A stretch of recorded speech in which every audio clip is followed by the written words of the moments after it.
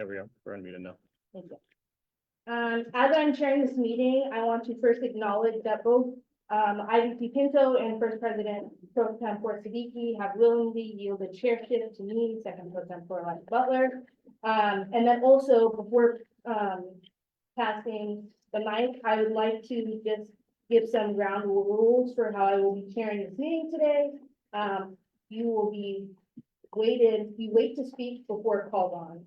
You raise your hand, and even if I make sure people aren't sitting, because I want to be able to see everyone.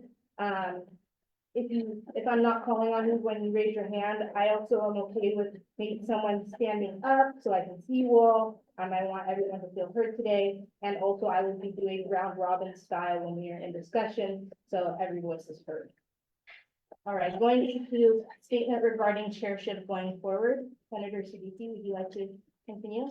Yes, I would. Thank you so much, Chair Butler. Okay, so I'm going to first be reading out the statement addressed to the general student body regarding chairship going forward. I want to emphasize that this decision is not entirely final. There are a lot of logistics and other matters that need to be decided by us collectively as a legislative body that I will get into in my report that I expect everyone to contribute to so we can come to a solid understanding of how to move forward. But beginning off the statement. The current cohort of elected officials, including senators and executives, represents the 75th set of students to represent our university and advocate for the student body. Considering this milestone number and the unprecedented nature of last year's election, where many individuals holding identities not historically represented in AS spaces were elected to office, the new generation of leadership has ambitious and transformative goals to fundamentally reimagine the association and the campus at large. One of these goals has been discussed extensively and decided by Internal Vice President Pinto, First Senate President Pro Tempore Siddiqui, and Second President Pro Tempore Butler. As of October 30th, 2024, for the first time in 75 years of AS history, the Internal Vice President will no longer chair our weekly Senate meetings unless necessary. Pro Tempores Butler and Siddiqui will take turns chairing Senate meetings the majority of the time going forward, yielding that privilege to other senators when necessary. They will also take on the responsibility of setting up all meeting logistics, including venues, food, and more. The intermittent separation of the executive and legislative branches is a solution that will allow the IVP office to begin intensive work to identify and repair all the internal issues facing our association, including professional staff hiring and delegation of authority, monitoring the proliferation of student fees, and advancing AS technology and software initiatives. The office will also shift focus to assisting ECUs and BCU chairs to supplement the lack of advisors in the association rather than working with senators. And the latter duty will be observed by Pro Tempores Siddiqui and Butler. The Internal Vice President will still convene Senate Executive Committee meetings bi-weekly, hold a weekly meeting with the First and Second Pro Tempores, and require both Pro Tempores to attend their weekly IVP office meetings. This will ensure constant communication between the legislative and executive branches, solidifying the Pro Tempores roles as the leaders and representatives of the legislative branch, and cohesion regarding shared goals between both branches. We want to stress that this decision was not made as a response to any recent event or discussion. Rather, it is the result of Senate leadership examining a broken system that has made the IVP position overwhelming and ineffective for years. First President Pro Tempore Siddiqui, myself, will be giving a detailed report toward the end of the meeting outlining in greater detail our proposed changes to AFU-CSB in accordance with this decision. But IVP Pinto and Pro Tempore Siddiqui and Butler are always available for questions that any member of the association or student body has. Thank you. Thank you, Senator Siddiqui. Moving into roll call, Gerson, Present. Lankarani, Iden, Present. Lala, Present. Kada, present, Suk, Corlu, Present. Corsani, present, Rocio, Yu, Present. McClintock, Martinez, Wang, Present. Abbas, Renderson, Present. Wadulaki. I'm sorry, did I say one second? Wadula. Butchered that, I'm so sorry. Amin.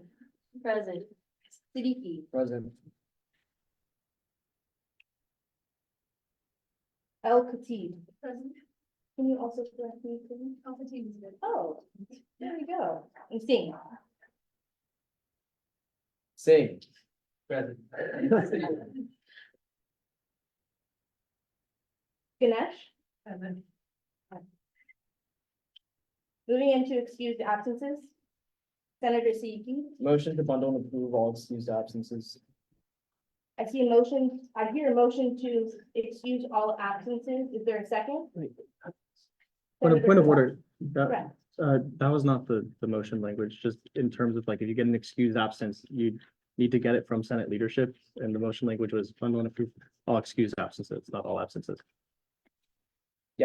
That bundle and approve all excused absences. Okay, I know what she said, to bundle and, to excuse all absences, that's not the same motion language, I'm just making sure that's clear. I hear a motion to bundle and approve all excused absences. Is there a second? Senator Kadal. Second. Seconded by Senator Kadal. We are now in discussion. Senator Ganesh. I hear a call to question. Do I hear consent? Consent. Is there an objection to the consent? Seeing none, motion passes. Moving into acceptance of proxies.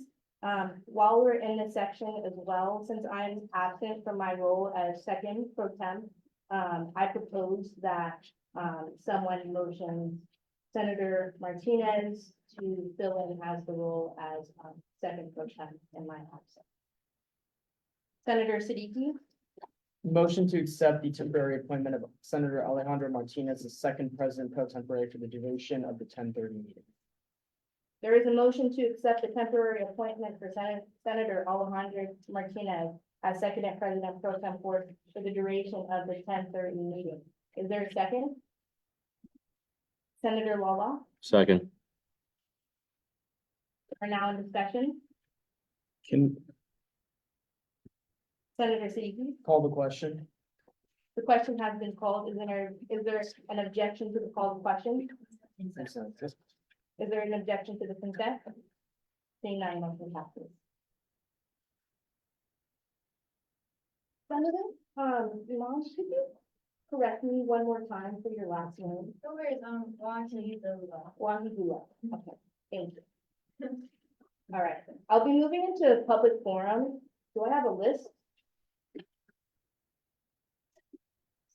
Yeah, two. I'll pass this. Pardon, we're still in, acceptance of proxies. I'd like to propose someone bundle, the proxies for both Senator Fox and Ryan. Senator Gannett. I hear a motion to bundle and approve all proxies. Is there a second? Senator Kadar. Second. Seconded by Senator Kadar. Now moving into discussion. Senator Brenderson. Call the question. Called question has been called. Question has been called. Is there an objection to the called question? Is there an objection to to the consent? Seeing none, motion passes. Now we're moving to public. Okay. First, we have Samantha Garcia and, also Chloe as well.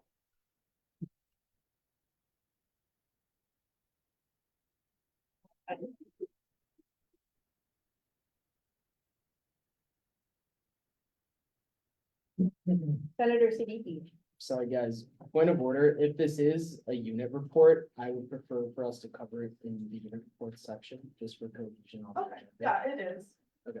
Would that be, is there a, I will move you under unit reports, Okay, which is we're gonna that do for- for unit reports fairly soon after public. forum. thank you. Is there anyone in the audience, here to talk during public forum? Okay. Seeing none, we will be moving into unit reports. First, we have the AS Blackland Health Cooperative.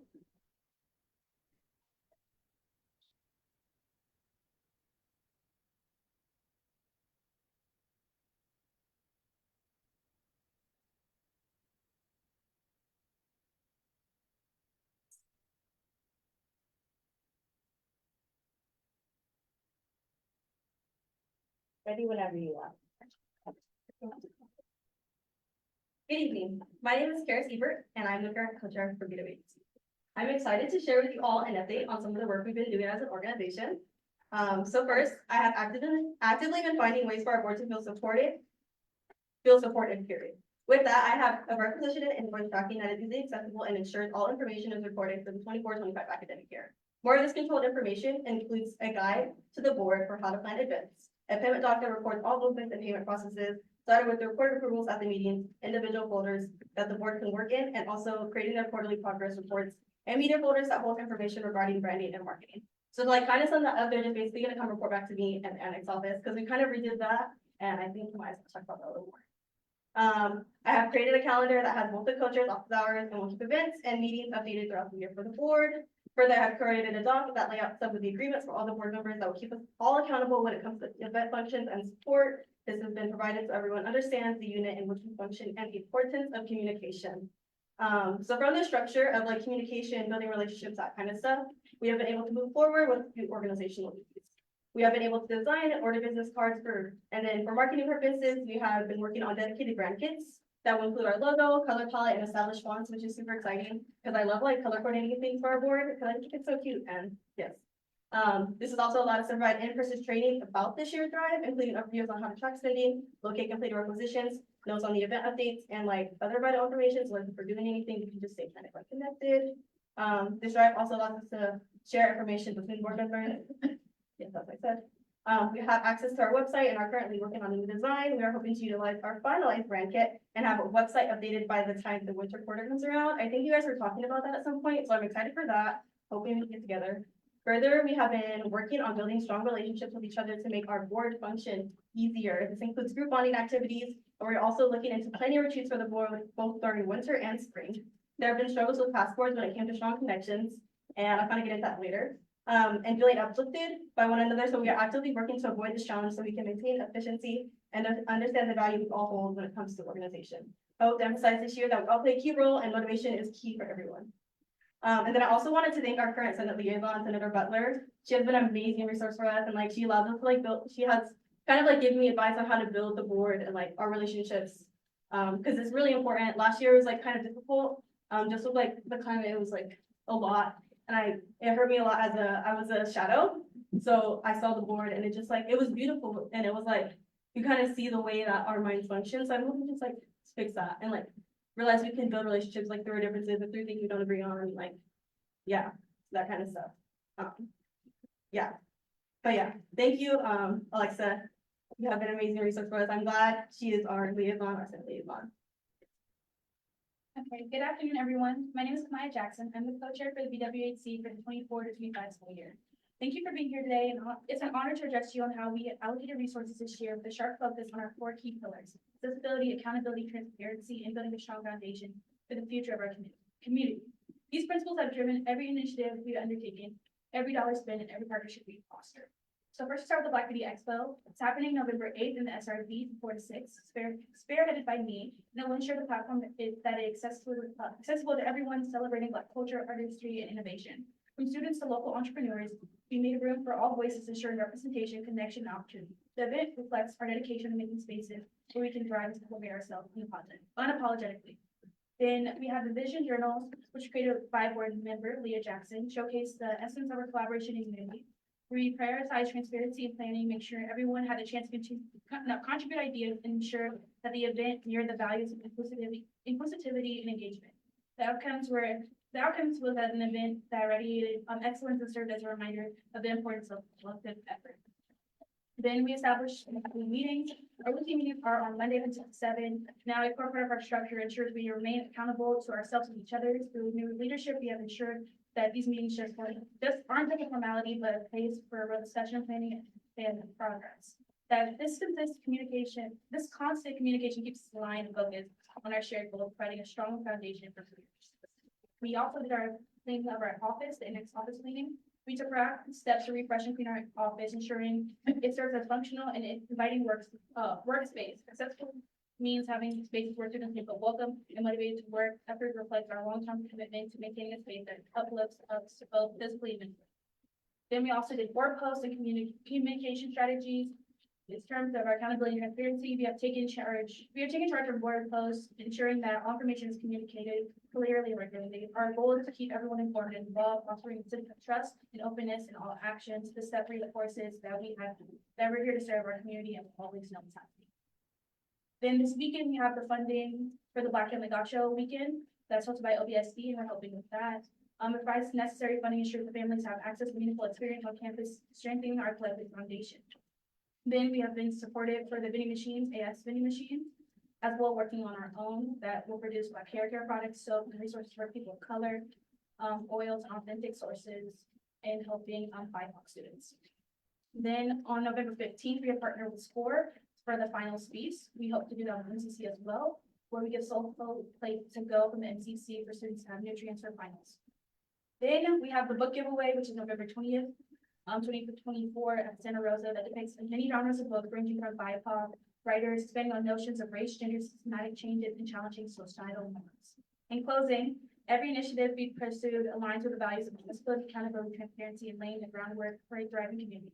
Under both myself and Karis, your leadership, we are not just meeting expectation, we are setting new standards for what we can be, for what can be accomplished with continuous means action. Thank you for your trust, your energy, and your support.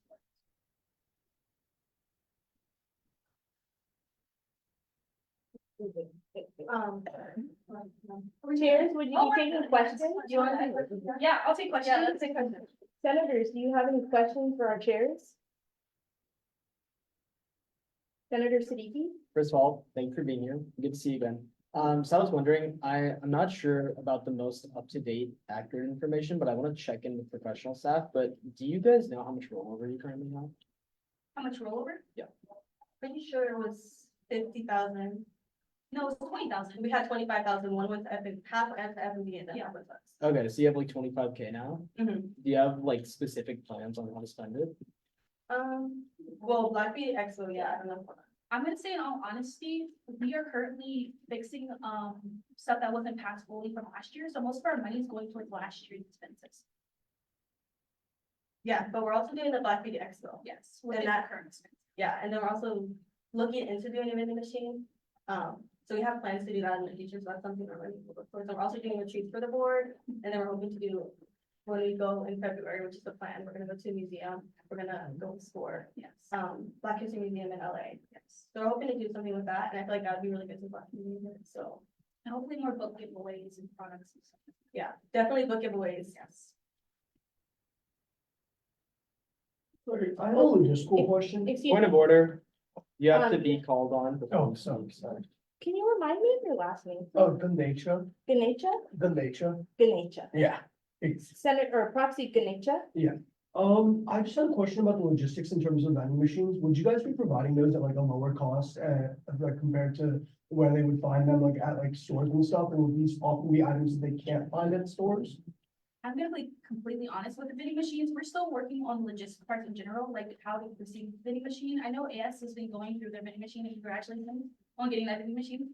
But we're trying to kind of go the same route, see what's best for our organization and something that we can financially support for years coming. So at the moment, we're unsure about how we would go about products. At this point, we're trying to get a vending machine, but we small steps hopefully. But when we get that information, we'll hopefully present to the board again exactly every detail. Senator Brenderson? You touched on an event happening this weekend. I just want to hear more about it.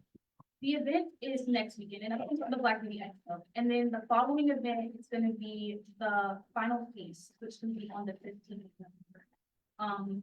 Also, like this evening time at the MCC is something that people can come and like stop by, get a plate, keep going, or they have like, we're gonna hopefully have some places where people can sit, which is something to give them food for final and keep them in. Awesome. All right, thank you so much. Thank you. All right.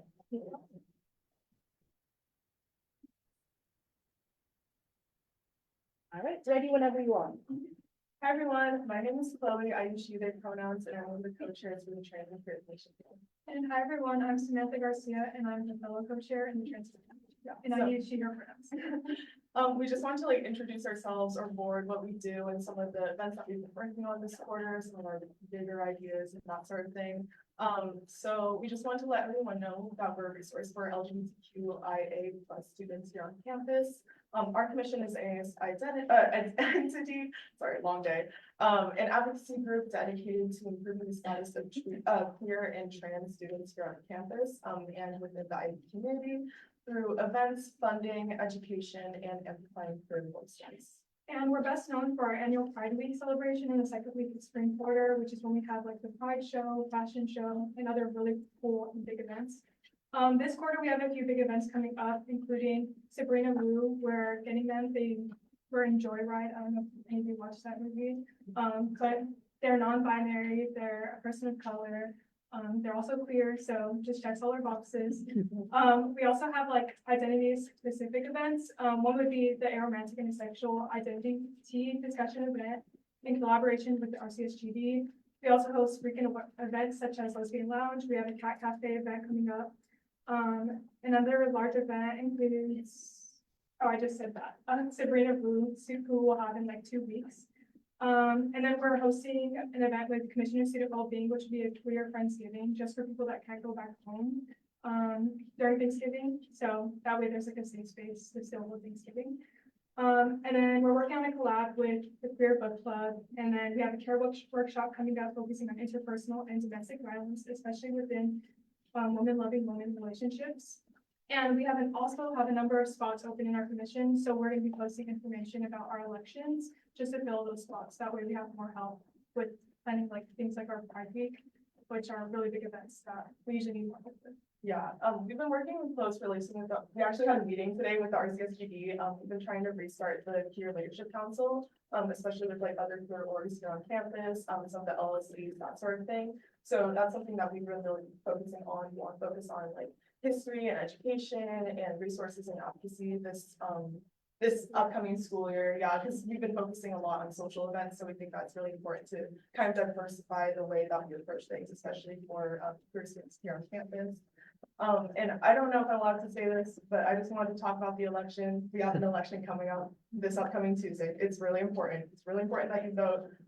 And as student advocates for the queer and trans community, we have a certain level of like fear and uncertainty with how the election is going to go. We've heard like insane rhetoric that is just really harmful to our community. One presidential candidate said that they were going to cut federal funding and for schools pushing transgender insanity. And also like inappropriate racial and sexual and political content on our children. And this is not just a presidential issue, it's also for local candidates as well. I'm in the Planned Parenthood Club here, so we did like a bring your own ballot meeting recently, and we kind of did research on the local candidates as well, and they are also echoing the same rhetoric that is being pushed by presidential candidates. So on the local level, they're also sharing concerns of sexuality and political activism being shared in the classroom. So local elections matter just as much. And obviously, I'm not going to tell you who to vote for or anything like that, but I just really want to encourage everyone to do their due diligence and really, really research all the candidates and propositions and anything on the ballot. I will say, vote yes on Prop 3. It just it amends the CA or the California Constitution to recognize the fundamental right to marry regardless of race or sex. As a queer person of color who's multiracial, it's a little important to me. And also vote yes on Prop 6, which effectively will ban slavery or involuntary servitude in California prisons, because as we might know, the constitutional amendment did not do that. So just for a little context, queer people are overrepresented in prisons 3 times as much as anybody else. So that's just really important to us. Your voice and your vote matters a lot more than some might think. So we're also willing to take any comments, questions, anything like that. Thank you.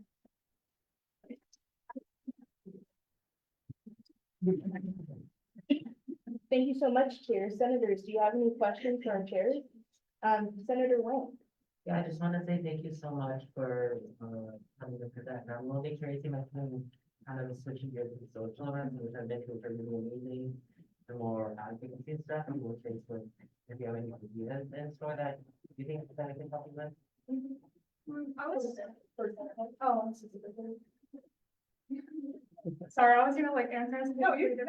I was thinking like maybe funding for like gender affirming products for like, if people like signed up on the shoreline and we could like kind of put some part of our budget towards doing that. I think that would be really nice. Obviously, we don't want people to like abuse it, but it would be nice to like kind of provide.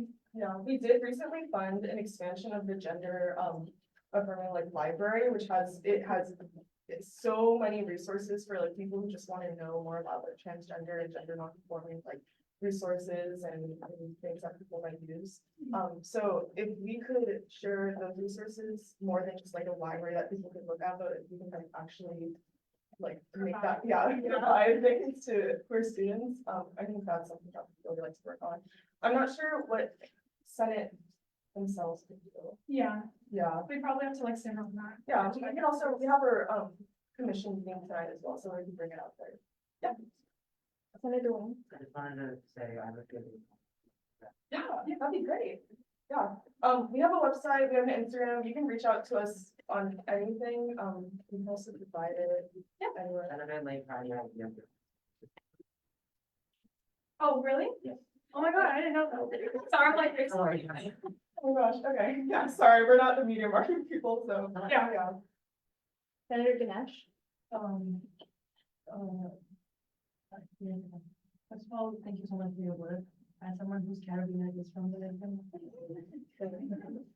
Secondly, you guys in our form mentioned that you are creating a disability.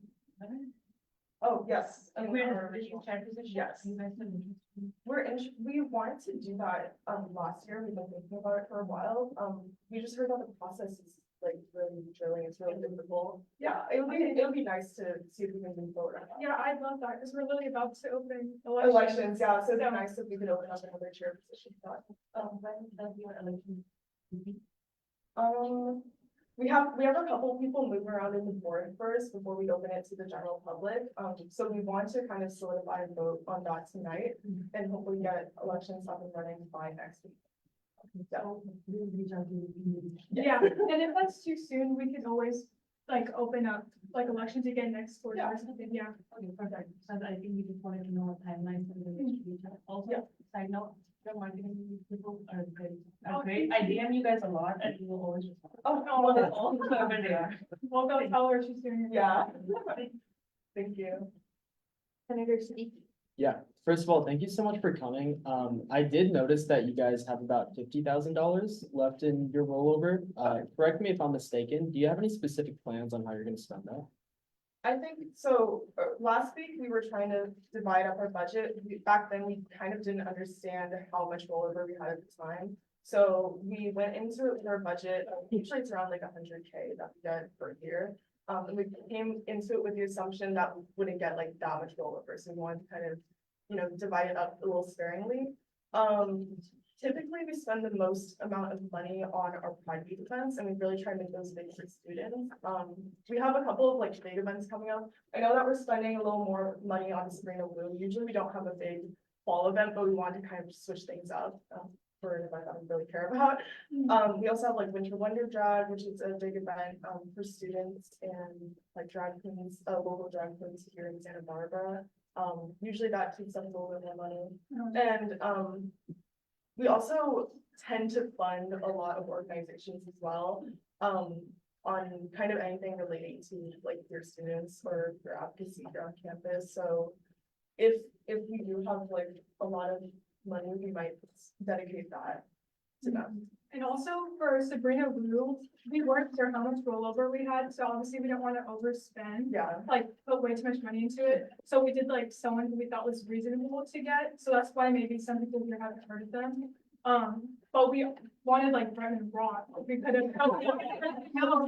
Yeah, so we tried to be like reasonable, we're not gonna spend like crazy amounts of money, obviously, but yeah.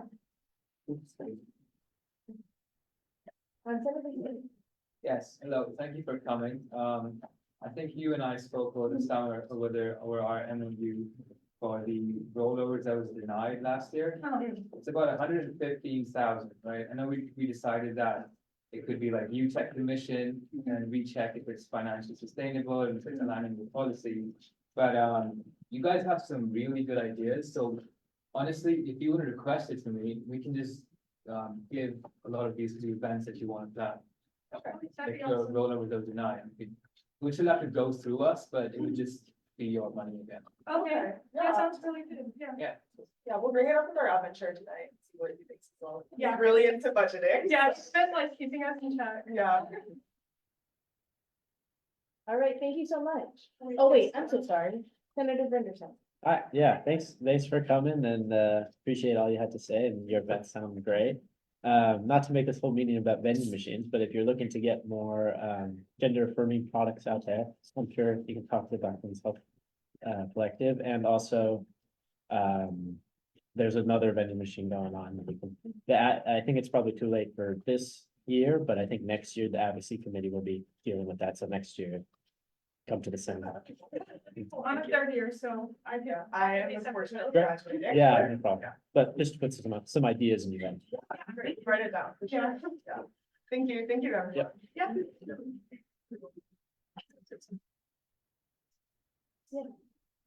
I'd like to recognize the takers. Okay, so if you guys are sitting like on that end or on that end, can you guys just make sure to reject the voice clip? I know when you're talking to these public forum speakers, they're kind of close, so it gets conversational, but we need to be able to hear what you guys are saying. Thank you. Thank you so much. Yeah, just wanna echo, please make, I can't even imagine being a transcriber. So I want to make their job as easy as possible, so I'm even gonna try to enunciate as much as possible if I'm saying anything wrong, please feel free to text me, tap me, anything like that. But any other further questions, senators? All right, thank you so much. Thank you so much.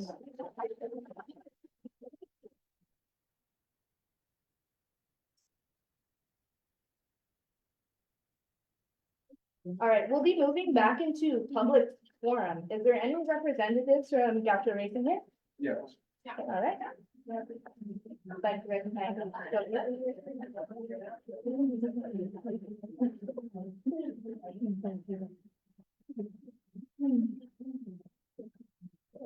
There, we need a. One moment, I'm just gonna set a timer. Set a timer. Okay.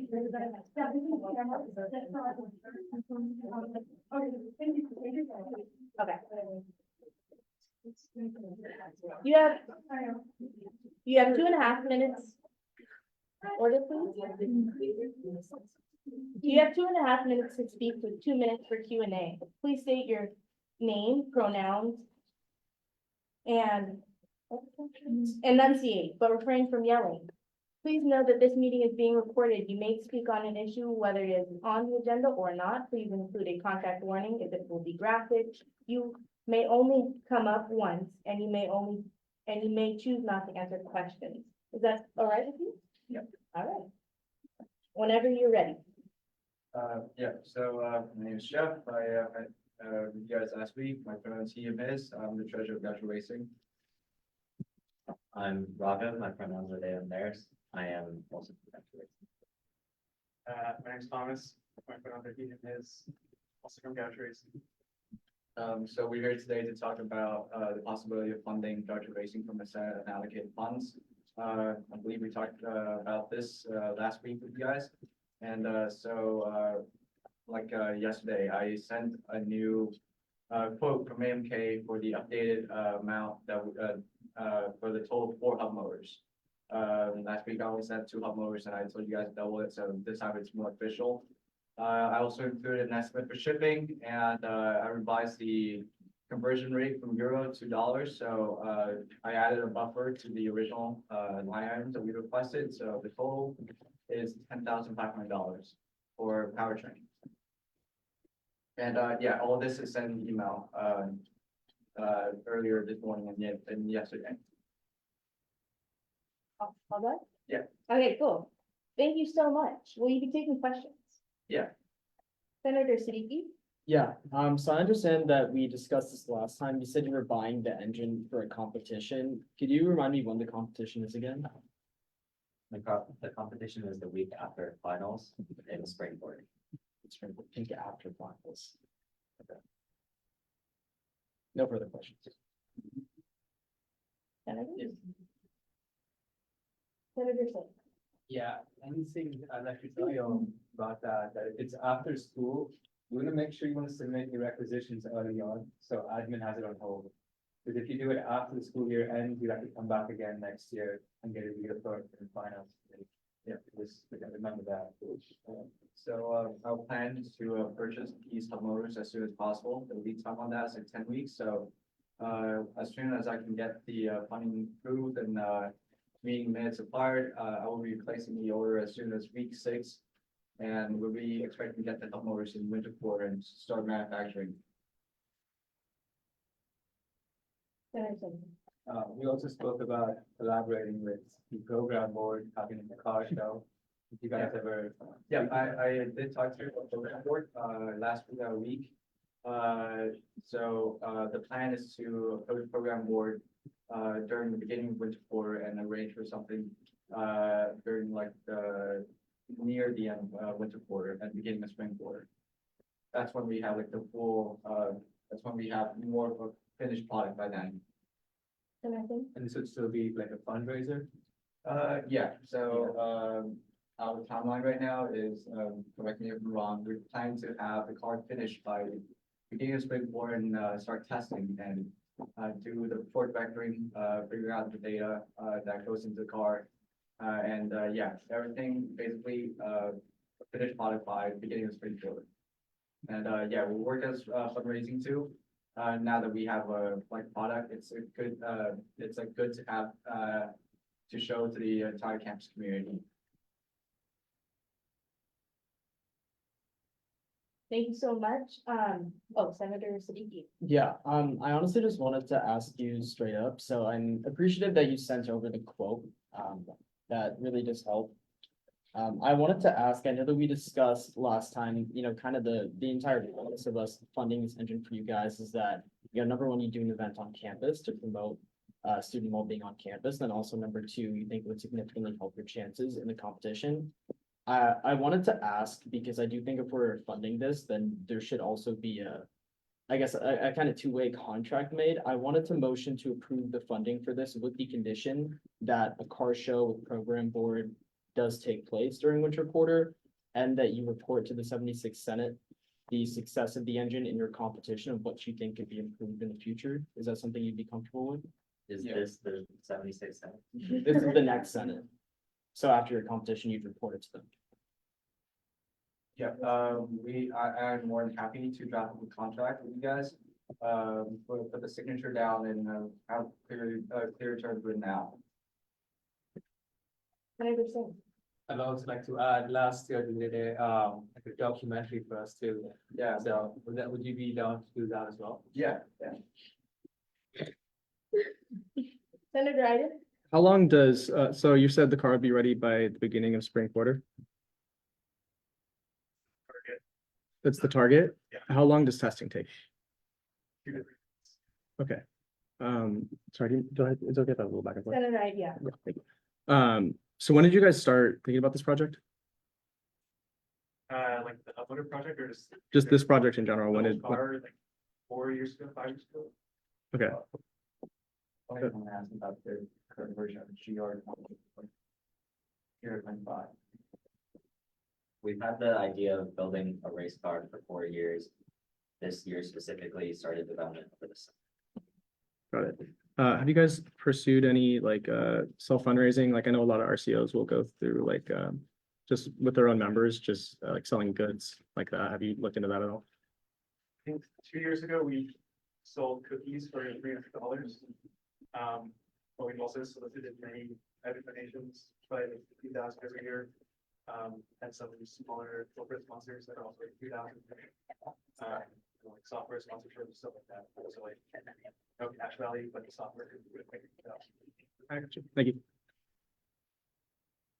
All right, thank you so much. And then thank you again for sending over all the information. I'll be able to forward it to all the senators. But I appreciate you and I would anticipate that there is going to be further discussion in a different section. So specifically approval and or different. Can I ask like the timeline of the motion? When can I expect the motion to be held for discussion? Senator Siddiqui, Today. Today. are you asking what time? I was planning to like, say, observe the motion. Yeah. Or like to just, sticking around if, Uh-huh. any additional questions need to be answered.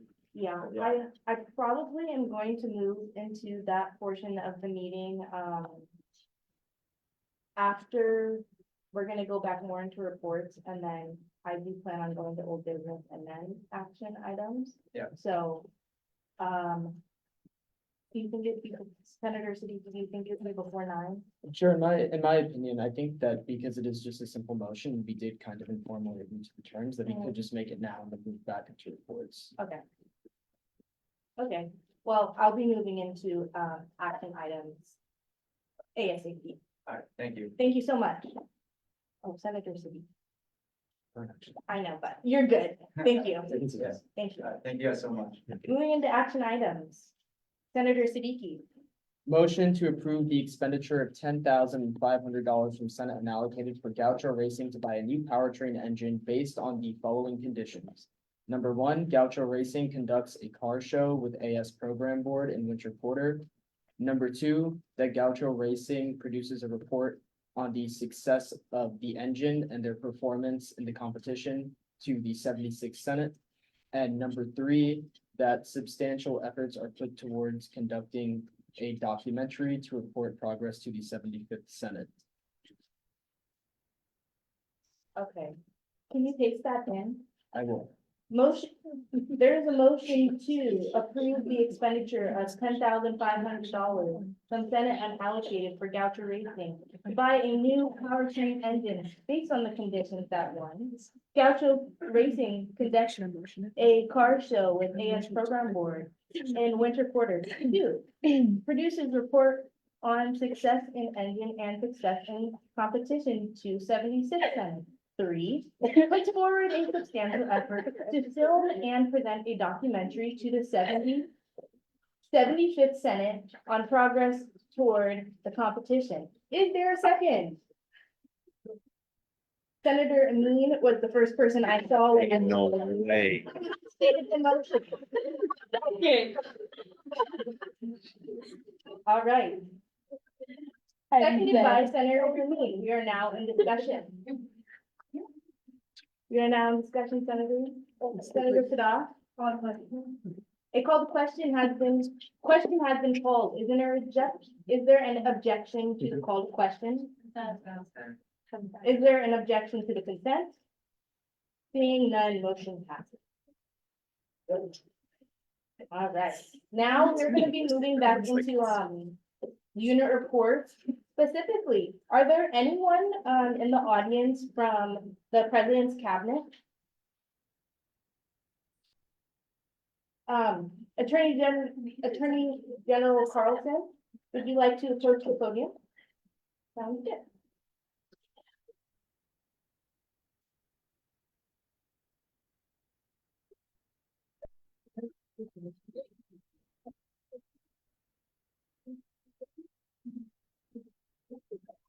All right, whenever you are ready, Attorney General.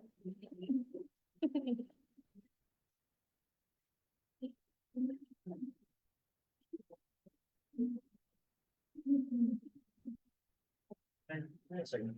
your time.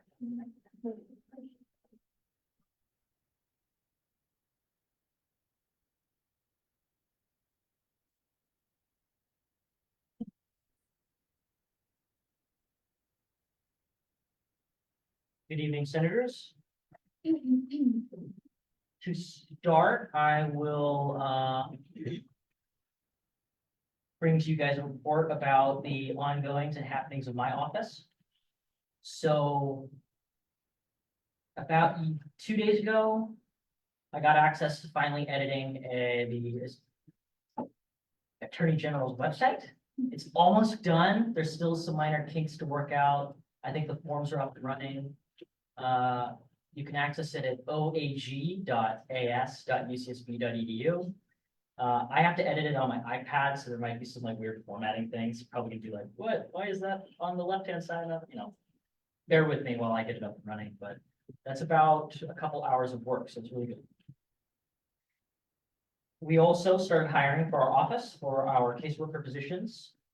We have, as of an email went out, I think earlier today, as of 5 minutes ago, I have around 43 applicants for the office.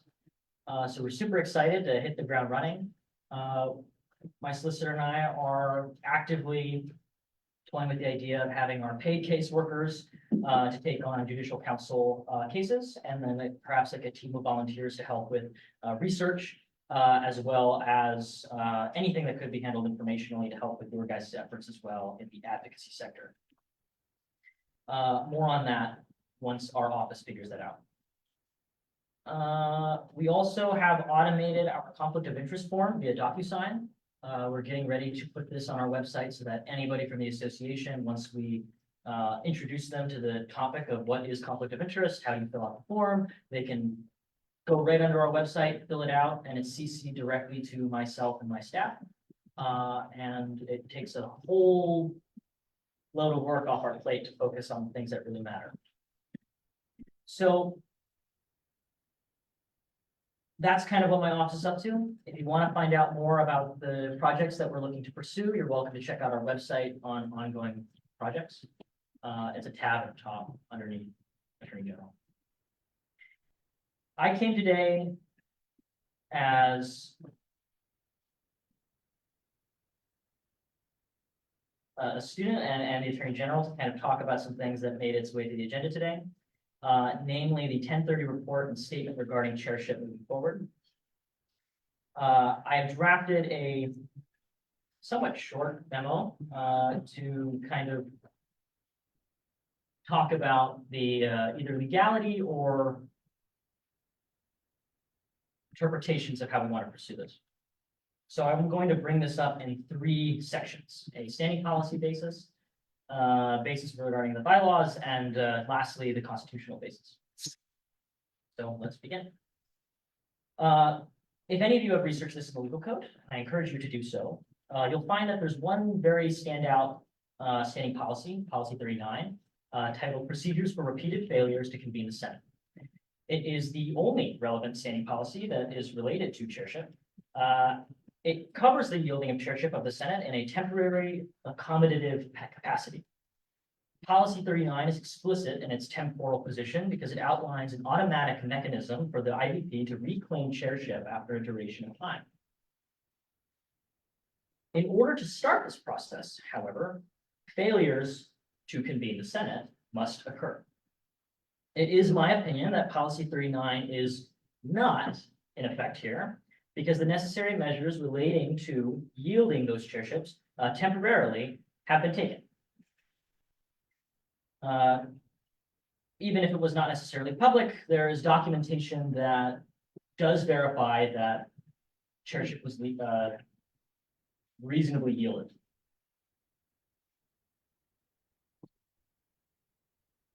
Policy 39 is an interesting policy. It was only drafted a couple years back. According to our Chief Compliance Officer, David Jr. Sim, Policy 39 protects the Senate by allowing them the liberty to convene without the presiding officer in attendance. It enables them to make good on their constitutional requirements. You guys can all manage the finances. You all can manage how you see the motions and the ongoings on of the association as you see fit, with or without a functioning executive. Policy 39 does not enable the IVP to give up, relinquish their constitutional responsibilities, and it does not serve as a protector in the event of a dereliction of duties. I did mention that I was going to cover the bylaws. It is somewhat convenient for me in my workload that there are technically like no bylaws that really establish anything related to chairship, so we'll move on from there. This next section is a little bit more dense. It's the constitutional basis for yielding chairship. The Constitution and the AS Legal Code is our chief foundational document. It overrides every other section and cannot be suspended by unanimous consent of the legislative branch. According to the AS Legal Code, the first enumerated responsibility of the internal vice president is as follows. The IVP shall serve as the presiding officer of the Senate, except when the office of the president becomes vacant. The IVP has 7 additional constitutional duties, which are actively addressed in Senator Siddiqui's 1030 report. These responsibilities include the facilitation of the monitoring of the proliferation of student fees throughout the university, serve as the official overseer and reference for all interactions between the Senate liaisons and their VCUs, and be a nonpartisan representative of all undergraduate students at the university.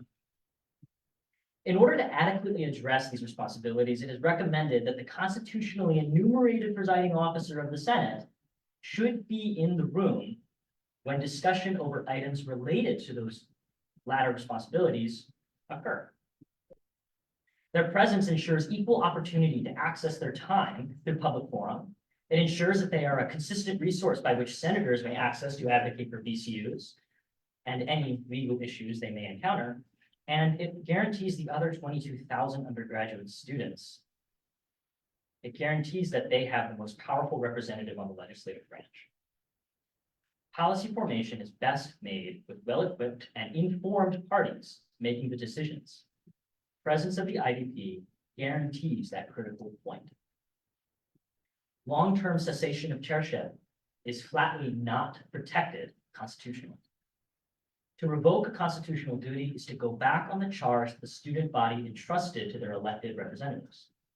Thus, fundamentally, number 1, the student body elected you all and the IVP to fulfill responsibilities enumerated in the 2023-2024 legal code to serve in this year, 2024 and 2025. An elected official is trusted with those responsibilities. To hold that position is to hold the obligation to make good on those duties. By not making good on promises, by reneging upon the constitutional mandate, the IVP opens themselves up to JC litigation. There can be no dispute that the constitutionally stipulated responsibility, the IVP will serve as a presiding officer of the Senate, except when the office of the president becomes vacant, means exactly as stated. The IVP will be present during Senate meetings as promised to fulfill sections 1 as well as sections 2 through 8. The success of subsequent sections is predicated on the proper execution of the former. I will read aloud 2 through 8. They will serve as the representative of associated students in all internal affairs. How do you propose they do that if not sitting at the most important meeting in our association? I'm going to skip to 3 or 4. They will be responsible for facilitating the monitoring of the proliferation of student fees throughout the university. All student fees make their way to this table, lock-in fee or not. How do you propose they're going to be part of that conversation in a reasonable manner? Skipping to number 6. Serve as the official overseer and reference for all interactions between the Senate liaisons and their VCUs. Conveniently, they must also train the senators in how to be liaisons. There's no better way to teach others than through example. And it is best when they're seated at the front of the table as leader and facilitator of the meeting. Skipping to 8. Be a nonpartisan representative of all undergraduate students at the university. You all have your electorate. You all have the students that elected you into those positions, and yet this same standard is expected of you as well. These responsibilities are best served being in the room where it happens. The power of policy and entrusted leadership is a mighty thing. To serve as the leader of that body, armed with absolute privilege, especially of information, makes the position of the IVP, in my opinion, the most capable and powerful position on the campus. The citing of the way the US Senate conducts business in these statements is particularly ironic. According to Article 1, Section 3, clause subsection C-4, the Vice President of the United States is not directed to be the presiding officer, but rather the President of the Senate, but have no vote unless they be equally divided. The Vice President of the United States has historically grown distant from Congress, taking on in recent decades foreign policy emphases and other responsibilities tasked by the President. This example, being used as a reference to justify the dereliction of constitutional duties, is simply not apt for the situation here in Associated Students. According to the United States Senate website, which is curated by the Senate Historical Office, quote, "The framers of the Constitution assumed that the vice president would preside over the Senate on a regular basis. So the Senate would only need to elect a president pro tempore to fill in as presiding officer for short periods of time. This mirrors our current system and structure the way the framers intended." We can verify the meaning of presiding officer. We can verify how it's interpreted and how it's meant to be read in policy 3 in Senate meeting procedures. In section 1 of policy 3, we adopt Robert's Rules of Order newly revised as our chief rules for this meeting. Adoption of such rules includes the adoption of definitions to the enumerated positions, where applicable. The presiding officer is the facilitator and leading of meetings. This is corroborated constitutionally. It is corroborated in standing policies. It's corroborated in our references to our own federal government. I cannot, in good conscience, read the legal code for only one position. Alike with the position of the internal vice president, in Article 6, Section 4, subsection M, senators too shall be a nonpartisan representative of all undergraduate students at the university. This includes the management of student fee distribution of $10,000 paid out to each executive, of up to $2,000 for each senator, or more for the pro tems and chairs, and the other tens and hundreds of thousands of dollars handled by this body every year.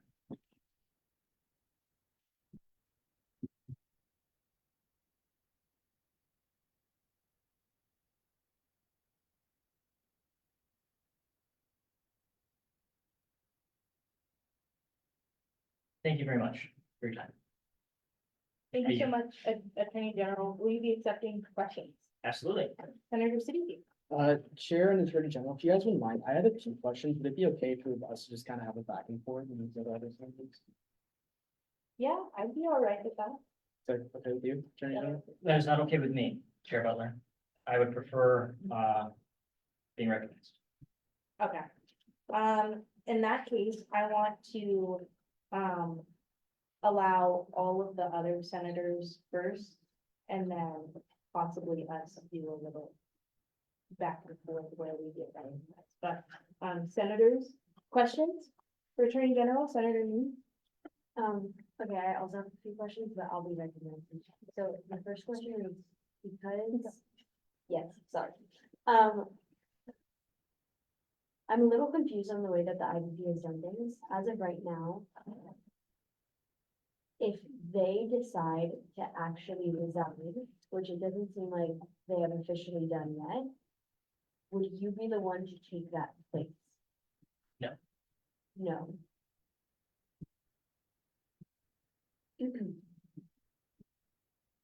Senator Mead? Who would take that place if they actually resign? It's sounding like we need to, what we're trying to do right now isn't gonna work and we're gonna have to bring in an entirely new IBP. Can't necessarily speak to the latter half of that question. However, to kind of address perhaps where some of the confusion may be coming from with your initial question about in the hypothetical situation that the IBP were to resign, executive offices are not bound by the runner-up system that senatorial offices are. So if one of you guys were to resign, runner-ups from the previous election cycle would have the opportunity to take your spot right away. That is not true for executive officers. They would have to go back to the student body for them to elect another internal vice president. So I think that also answers your second question, which is another election would have to happen. But in the interim, the IVP would go to the first pro tem. Or the way it was handled in the 73rd was to the E EDPLA initially. And then a special election ensued. But sometimes it's really easy just to pick meetings and just get business over it, so. And Senator Iden?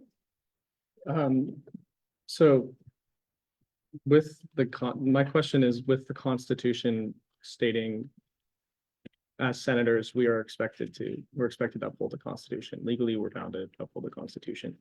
In terms of if this is constitutionally violating and we let it happen, what are the ramifications for senators when it comes to JC and us not fulfilling our own duties? That is an interesting hypothetical. To go back on it, I believe everybody in the room took an oath to like uphold, at least I thought, the Associated Students Legal Code. So yes, you have more of like a moral obligation to uphold the Constitution, the bylaws, and standing policies. When it comes to JC ramifications, if there were violation inquiries that senators were not actively upholding the Constitution and its clauses and sections,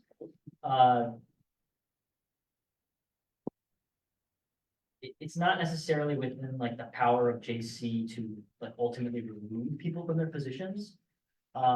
Dereliction of duties, I imagine, can definitely be, because the idea there is like the punishment should fit the crime. A dereliction of duties, depending on the severity or and the context, of course, might warrant looking at how honoraria is distributed. That kind of comes back to the idea that it's like, if you're in charge of your own paycheck and there's no one to hold you accountable, what mechanisms are in place to make sure that you guys are getting the amount that you deserve? That, I think, is where JC would ultimately come into play, is kind of either overruling how those honoraria amounts are decided. But I would have to look more in detail about the actual ramifications related to your position. I'm not too sure. Thank you, Senator. Senator Wahidullah? Yeah, I'm just connecting to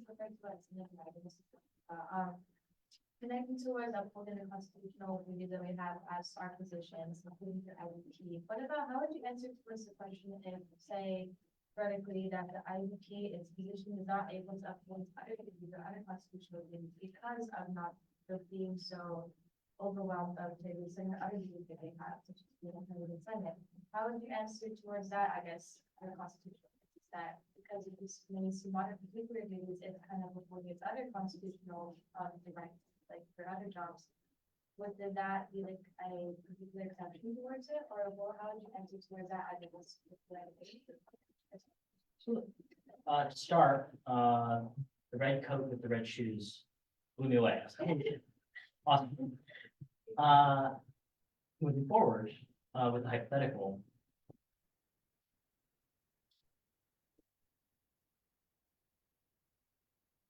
It's very easy to assemble necessarily like a straw man to say, well, the mountain of responsibilities are impossible, so I'm going to pick and choose the ones that I do not want to do. The fact of the matter is that everything in legal code is possible. It's possible because it was done at one point in time. We just know that to be true because most of the inclusions in legal code are things that someone else was doing, and they wanted to set precedent so that the person who comes in line next would be doing those same responsibilities. That's almost every addition to the bylaws. That's almost every addition to the Constitution. It's the titans, right? The giants on the shoulders which we stand. They're trying to hold us accountable. Retrospective. In that kind of hypothetical about being able to pursue, about the exceptions, like, would it be okay if they made good on 7 of the 8 responsibilities rather than the 1? To put it kind of bluntly, is that dereliction of duties are ultimately, the judge, jury, executioner is the student body. You know, they are going to be making up Students are in the judicial council, students are in the office of the attorney general, students are in, they're the senators. But at the end of the day, all of us are students and all of us kind of reserve the right to be able to view those decisions from a political perspective. And if that political perspective slips you too far to the other, then it opens them up, no matter what, to legitimate valid attempts or calls for recall. It opens them up for legitimate JC litigation consequences. And those are ramifications that you guys would have to be entering into this, at least now, with full conscience and at least the information of it. Does that answer your question, Senator? Thank you. Thank you. Senator Brenderson. Hi. Attorney General Carlson, good to hear that you've gotten so much interest in your caseworkers. I'm glad to get in the website running too. That's all very good to hear, and thanks for coming. I guess I just want to ask, to what degree have you communicated this problem to the IVP themselves? Obviously, they're not in the room. And you know, you said it's a hypothetical. I heard from them that it's too much, so to me, it doesn't really seem that hypothetical. And you know, it's not necessarily that I don't want them here. I think it would be nice to have them here. But I think, I would like to know if you've had a conversation with them and how that conversation went and what they think of this conundrum of ours. I have not had a conversation with them. I have not had a conversation with many of you, except Senator Siddiqui, about this.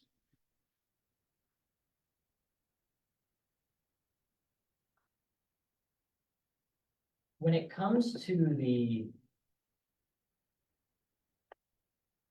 I guess, if I remember correctly, the hypothetical nature of responsibility being too much, right? It absolutely is possible to get overwhelmed in a position. It absolutely is. I try not to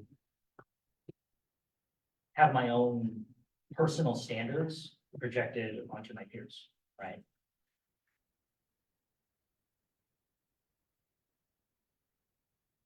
At the end of the day,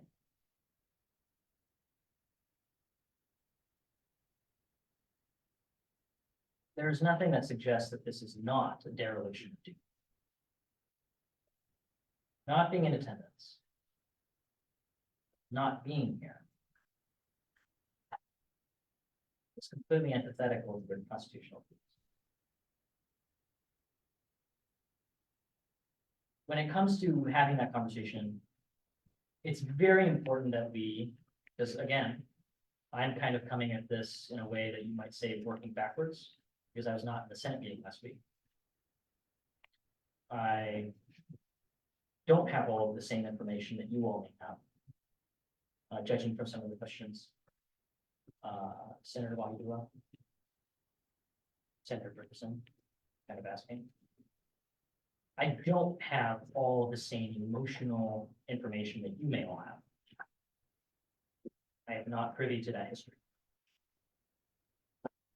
And so, because of that, I hope to be, from your perspective, a truly neutral third party that gains absolutely nothing from whatever you guys decide at the end of the day. Because of that, whatever you guys choose to do, I hope that it's in the best decision in upholding that Constitution and making sure that you find a ameliorating situation for all parties involved. And that includes potentially senators stepping up to the plate to help out the IVP.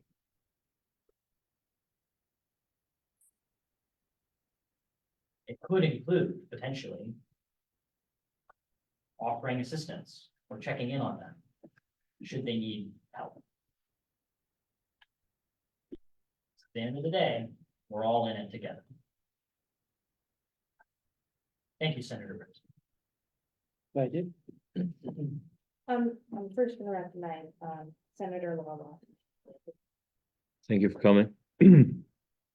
I'm, in asking this question, I think I should first lay out that I'm not asking you to be a senator. I'm not asking you to, take us by the hand and walk us along, but I think it would be my job, honestly, to myself and my folks, if I can ask you at least for your legal guidance on, I think our single duty here is, as you said, to uphold the Constitution. We raise our right hands to, and so we would uphold. What path or path that fulfill that requirement? How can we make sure we're upholding? What is going on, bro? You can keep going. Pardon? Can I just ask you to repeat that last statement? I forgot my last statement too. What, Guys, just focus on.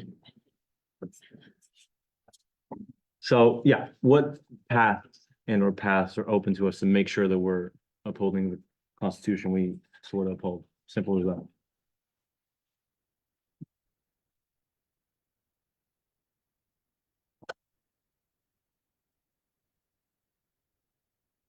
Try to answer this more straightforwardly. The definition of political is to do what you think is right given the circumstances. Right? I think in this context, as long as you're doing what you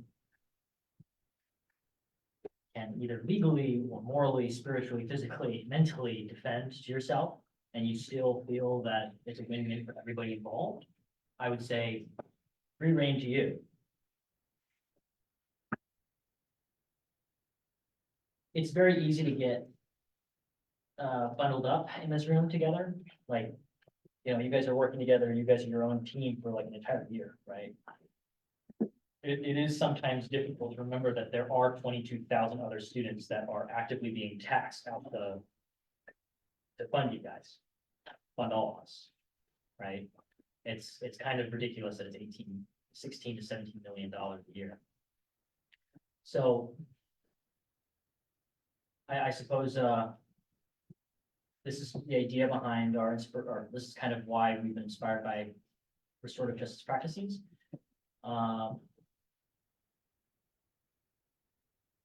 Not having people in the room a couple times, who cares, right? You're gonna take time off, take time off. All of you guys are allowed to send proxies, everybody here, this is why we have pro temps in the first place, right? It's that idea. You need to take off a little bit, go out, relax, take care of yourself, right? At the end of the day, this job, the government related to AS, is unlike VCUs, it's unlike the rest of the association. You guys have an electorate and people looking at you for guidance, for help, for support across the board. And if you can't be there, then why are you in your position? This position is unlike other positions in the association. Senate. So in that way, you have to be able to strike that balance between, can you get the work done? Can you make good on your constitutional responsibilities? I know for a fact that there are people at the school who are willing to do the work. I have over 40 people in my inbox asking me to hire them for being a caseworker. And I'm going to work them harder than I think some people are working you guys. Fact. So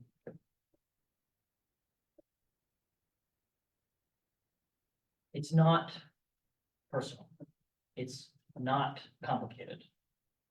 You do the job or you can't. And you find out strategies that help you do that job. And if that means you have to recruit more people to help you, so be it. If that means you have to delegate a little bit more, so be it. But the job comes first. And that job is specifically enumerated right there in text. And everybody can read it. Hope that answers your question. Mhm. Senator Siddiqui, I'm cool with doing an exchange between us, but I do ask before you rapid fire questions at our Attorney General to be recognized. And I'm also okay with you asking us for questions. Senator Siddiqui. Yeah, first of all, I only intended the back and forth to really be between me and the AG, but I mean, I'm welcome to include you as well if you think that's appropriate. You don't have to. AG, I was wondering, would you be willing to answer the questions in either just a yes or no format? No, because usually those lead to leading questions. So, no. Okay. So Senator Siddiqui. So my first question is, we just spoke about this. I wanted to ask, so obviously across, Robert's Rules of Order to the US Constitution to every single other governing document of legal bodies across the world, I wanted to ask, is there a singular definition of the term presiding officer, or are there multiple definitions of the term? In terms of the phrase, probably not. In terms of the compound phrase itself, presiding, meaning like in the room, and officer being elected official, I'd say it's pretty straightforward. So you're saying that there are multiple definitions? I would say every single one of the definitions that I've come across implies that the person with the title presiding officer is in the room, whether on Zoom or physically. But other responsibilities like, are they in charge of facilitating like a neutral tone? Are they voting or non-voting? Sometimes those are different. So Senator Siddiqui. just to clarify, when you say presiding, meaning my interpretation is that you're overseeing something. You're interpreting presiding being overseeing, meaning that you have to be physically present in the room rather than just a general sense of overseeing the functions of a specific body. If you are presiding over something, you are tasked with either facilitation, you are tasked with, in Robert's rules, moderating meeting decorum. If you are in the United States Senate, tasked with determining who speaks or who doesn't speak, determining the order of speakers, and determining in some cases, interpreting the rules regarding debate, or in other cases, rules for discussion.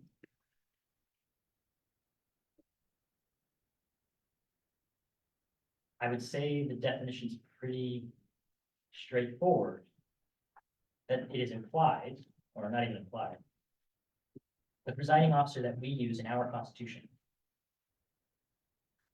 is in reference to Robert's Rules of Order, set in Policy 3, Senate Meeting Procedures. And that they are expected to uphold all that is expected of a presiding officer in Robert's Rules of Order. I believe this is true to be almost all of our enterprise units. Program board is expected to use Robert's Rules of Order. I believe Carl Center is expected to use Robert's Rules of Order. I think food bank and the meeting procedures are also expected to use Robert's Rules of Order. I know KCSB is expected, but they don't do it. But in that context, Robert's Rules of Order has been so ingrained into the precedent association that, again, the Titans before us, Giants, made it Policy 3, not 41, not 42, 43. They made it Policy 3. And so I think it's implied that the definition of presiding officer that we use is one that moderates discussion. Can't do that if you're not on the room. That facilitates who's going to speak next. Can't do that if you're not on the room. Unless you were using like a random number generator, but even then, that's not facilitation. That answer your question, Senator? Senator Siddiqui.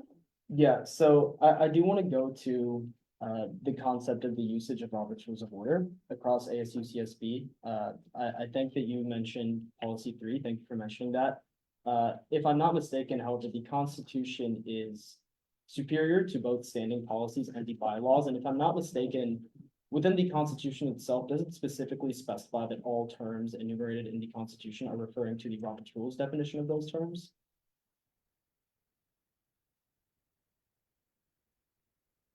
No, it doesn't. The capacity with which we seek to define our verbiage.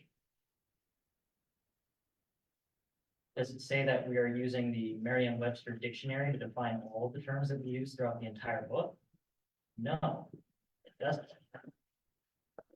We base our interpretations, which both you and nor I are at ultimate authority to interpret the text for as it says. I can provide my best judgment, but it ultimately goes to JC for litigation. But we base all of those, what do you say, axioms, I suppose, on the fact that we all share the language English, and in the term presiding officer, and in the way that we have practiced our precedent, and the way that we have practiced running this association, and in the way that we have inherited precedent over many, many years. Robert's Rules of Order, which went from the 10th edition to the 12th, if I'm not mistaken, I think in the 72nd or 73rd, because I think it used to be defined using the 10th, and then we changed it to the 12th, I think. Or at least the most up-to-date version. We've always used those terms. And regardless of whatever professor or PhD candidate or book or fringe literature that you would like to use to justify that the presiding officer simply means that they are in charge, an extremely liberal judgment call made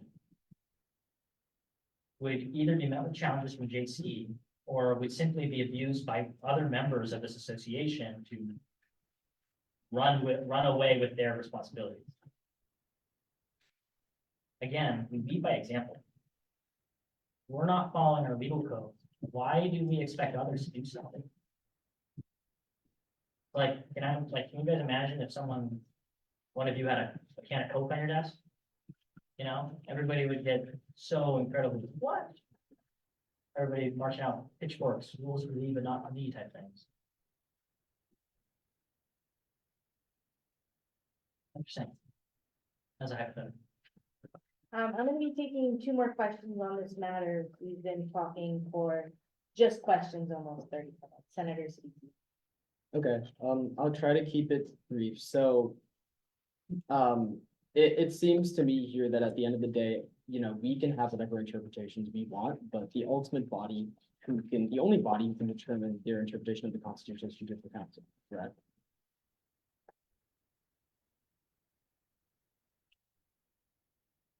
At the end of the day, Senate reserves the right to change the text.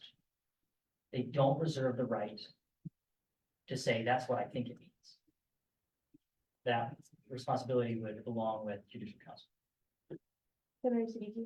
Okay, so we're in agreement that only Judicial Council can determine the interpretation of the Constitution. Can I just, yes or no? I would say so, yes, unless more esteemed legal experts have anything to either go against my answer. Then yes, Judicial Council is the sole interpreter of legal code. All right, we're gonna wrap this up in just a few moments. Dan, please keep it, or sorry, Senator Siddiqui, please keep it quick, and then Senator Iden, I'm also gonna allow you to ask your question. That will be it. Senator Siddiqui. Yeah, sorry, I just have 2 more. So I'm glad we're in agreement that only Judicial Council can determine the interpretation of the Constitution. This would likely have to be a case that they hear out and deliberate on.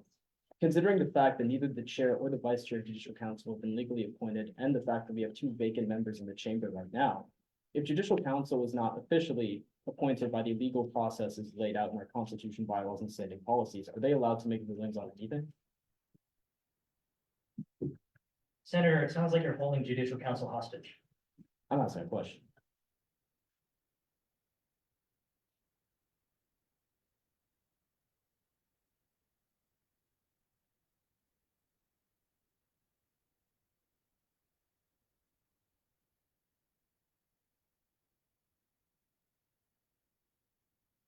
Regardless of the person who chairs, actually somewhat fitting. If the chair of judicial council isn't there, and if I'm correct, are you, as a follow-up or as a clarification question, are you saying that because there's no chair, they don't have the right to convene or meet or make decisions? Senator Siddiqui? Yes, I am, because none of them have been legally appointed. The chair or the vice chair both have not been legally appointed. Senator, Siddiqui, thank you. Then, do you see the hypocrisy in the idea that your body right now doesn't necessarily have the constitutionally mandated presiding officer to convene the meeting? Even even in the exception of policies 39 or 3 allowing for Robert's rules. It again feels like, and I don't want to talk about your intentions. It feels as if we're using judicial council as a political pawn to prevent any pushback relating to the decision that Senate leadership seems to have made in regarding you and the chairship moving forward. Is that correct? Senator Siddiqui? I'll answer that and then I'll ask one more question. I guess to answer you, no. I'm simply asking questions as the Attorney General for legal interpretation of my own questions, and this is not something that I expect us to decide today or even like very soon. I'm simply asking questions, so thank you for answering. The last question that I have is within the Constitution specifically in Section 4, duties and powers of the Senate. The first item that is listed under our duties and powers is to supervise and maintain the policies, properties, and conduct of the associated students. Considering the entire Senate is legally within their positions and judicial council isn't. Since judicial council is the only authority tasked with interpreting the Constitution, yet they have not been officially appointed, the Senate has the power to supervise and maintain the policies, properties, and conduct of the associated students. Would the Senate be able to provide an interim definition of how they define the term presiding officer as we wait for judicial council to be legally appointed?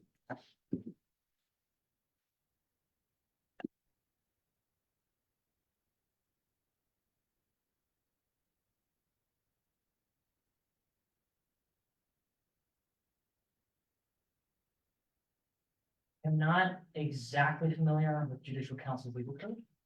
It's been a long time since we've had to really take a case to them. And usually they operate behind closed doors, so they're not really open necessarily to the public, but their decisions are.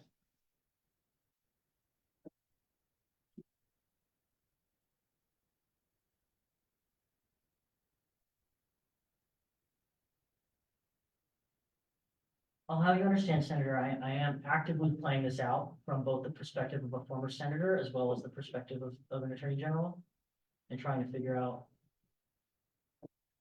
what I would say.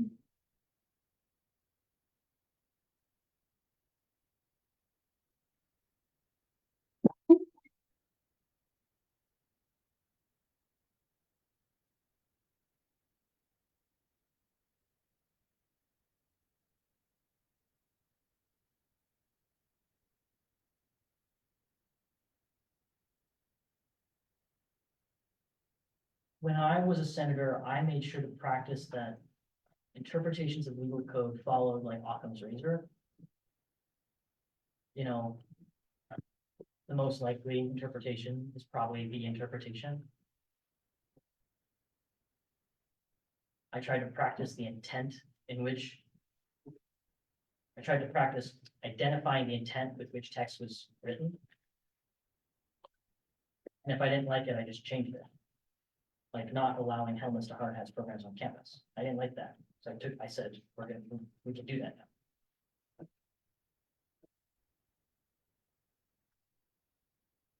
I suppose, like as a student, everybody's allowed to have the right to, again, read and take from that which you will.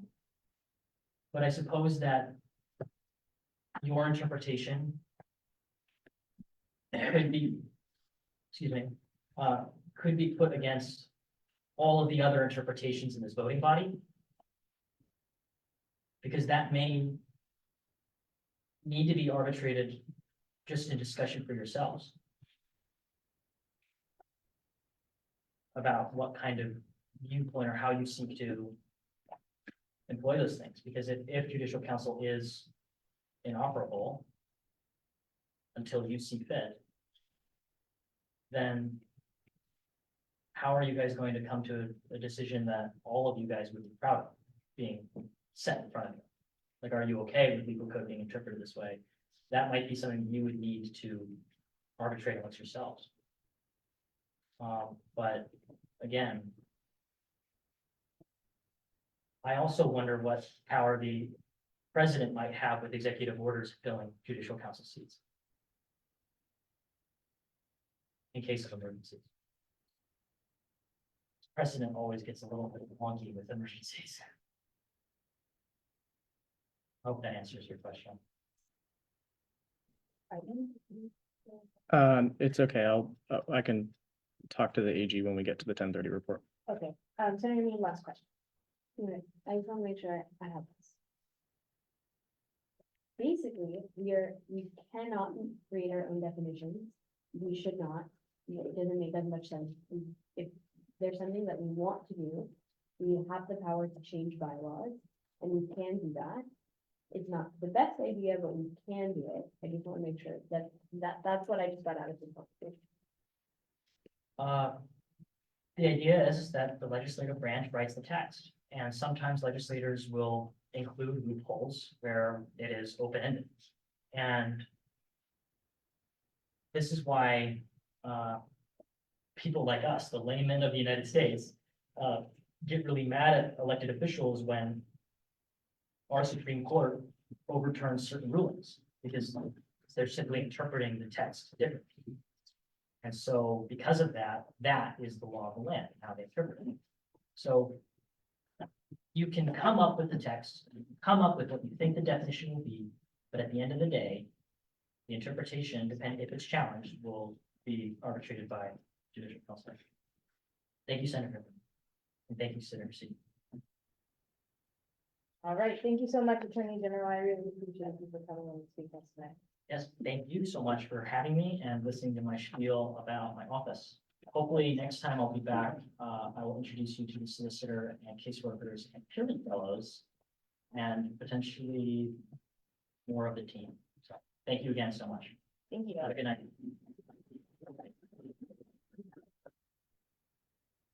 All right. We're doing great, senators.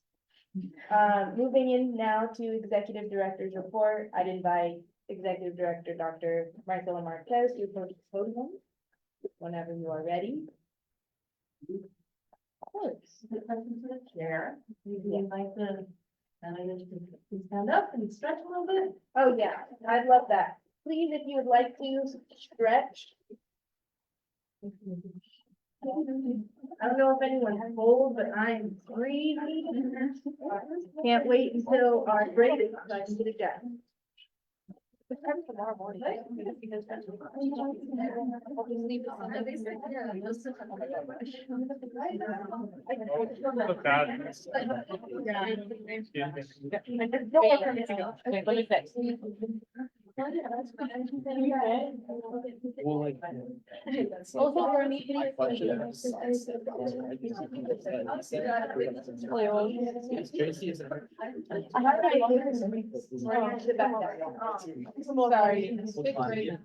We're almost to recess, we're almost to recess. Okay.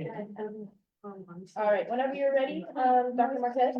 Thank you. So thank you very much for this opportunity. I wanted to go ahead and share some updates. I know that I shared a lot with you all last week, and I haven't quite seen if the minutes all reflect all that, but I will send you all my report as well.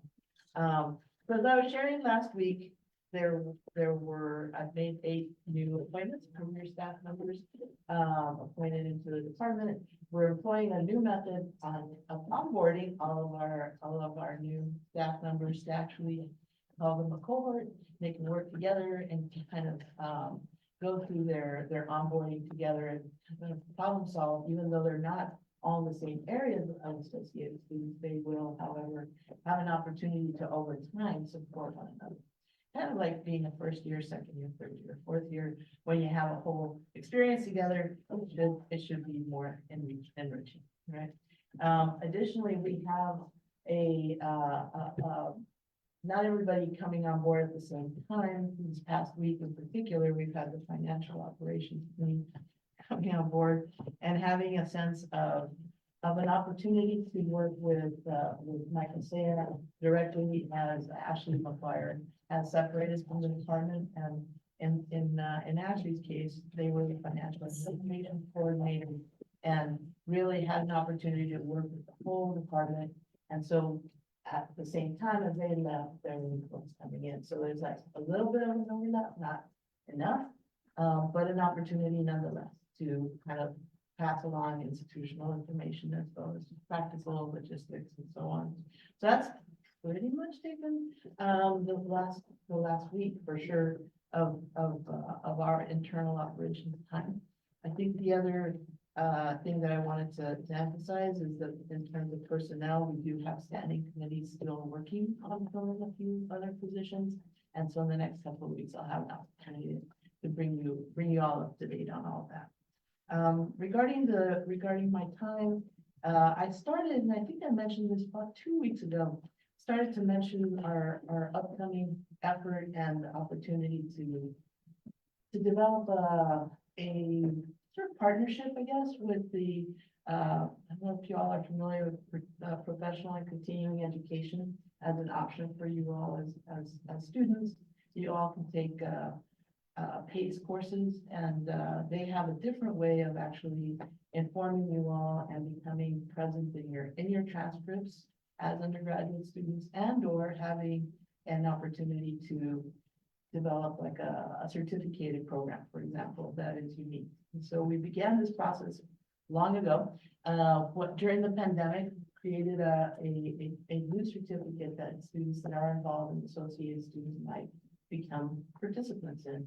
We call it FRAME, which stands for Foundational Reflexive Meaningful Experience Certificate. So as you all are experiencing literally in this room at this moment, as you do in your VCU work, either as elected or appointed students, you have an opportunity to gain a lot of experience, and you have an opportunity to also receive credit for that work. Typically, the one transaction that occurs is through your honorary earning. However, you're really here to be students. So on staff and associated students, we have a lot of expertise, and we all provide that to you all in a variety of ways. And this will be an addition. And so in the next few weeks, we'll have an opportunity to kind of present this to you more formally, but I want you to consider that because as many of you know, I teach for the Department of Economic Studies and Political Science. And independent studies could already be doing this through your current appointments and your current work in associated students and gaining some more theoretical or methodological experience as well as course credit. On the other hand, what about everybody else, right? And on staff, we have a lot of expertise. So this idea would be to develop a certificated program that anyone that's an elected appointed student through associated students could also gain essentially another transcript or another certificate. So that's we over the summer started some staff-led initiatives. That's one of them. It's an experiential learning opportunity for folks. The other staff-led initiatives include an AS Space committee of career staff members working on just the idea of space and associated students, which one would think is should have some handle on it by now, but we really don't. And that's partly because we're spread out on a lot of different spaces, and it's unique. And there are like policies affecting it all the time. So by this methodology of coming together as a committee, I want to formally invite senators to join us, invite any folks from any of the elected officers or anyone to really participate in these staff-led initiatives and bring your voice to it. The idea is that irrespective and throughout the year, whether you all are convening or not, we're gonna keep going. We're gonna keep trying to push these initiatives forward. I'll give you an example, system-wide and campus-specific. We wanted me to fill out an inventory list of everything that's in all of our spaces. And what's the likelihood that I could do that by myself? Not good. It's very, very slim. And a very tight deadline. So the staff-led initiative on AS spaces is taking care of each of the spaces, Bardall Center, the bike shop, KCSB, ASNX, so on and so forth. This one is pretty straightforward in the use end, but everything else is everything else. So I think I'm either gonna get an extension to that deadline, or we would make the deadline close, you know. So we'll meet the deadline, but we also just need to actually know exactly where all the inventory is, and who's in every single room.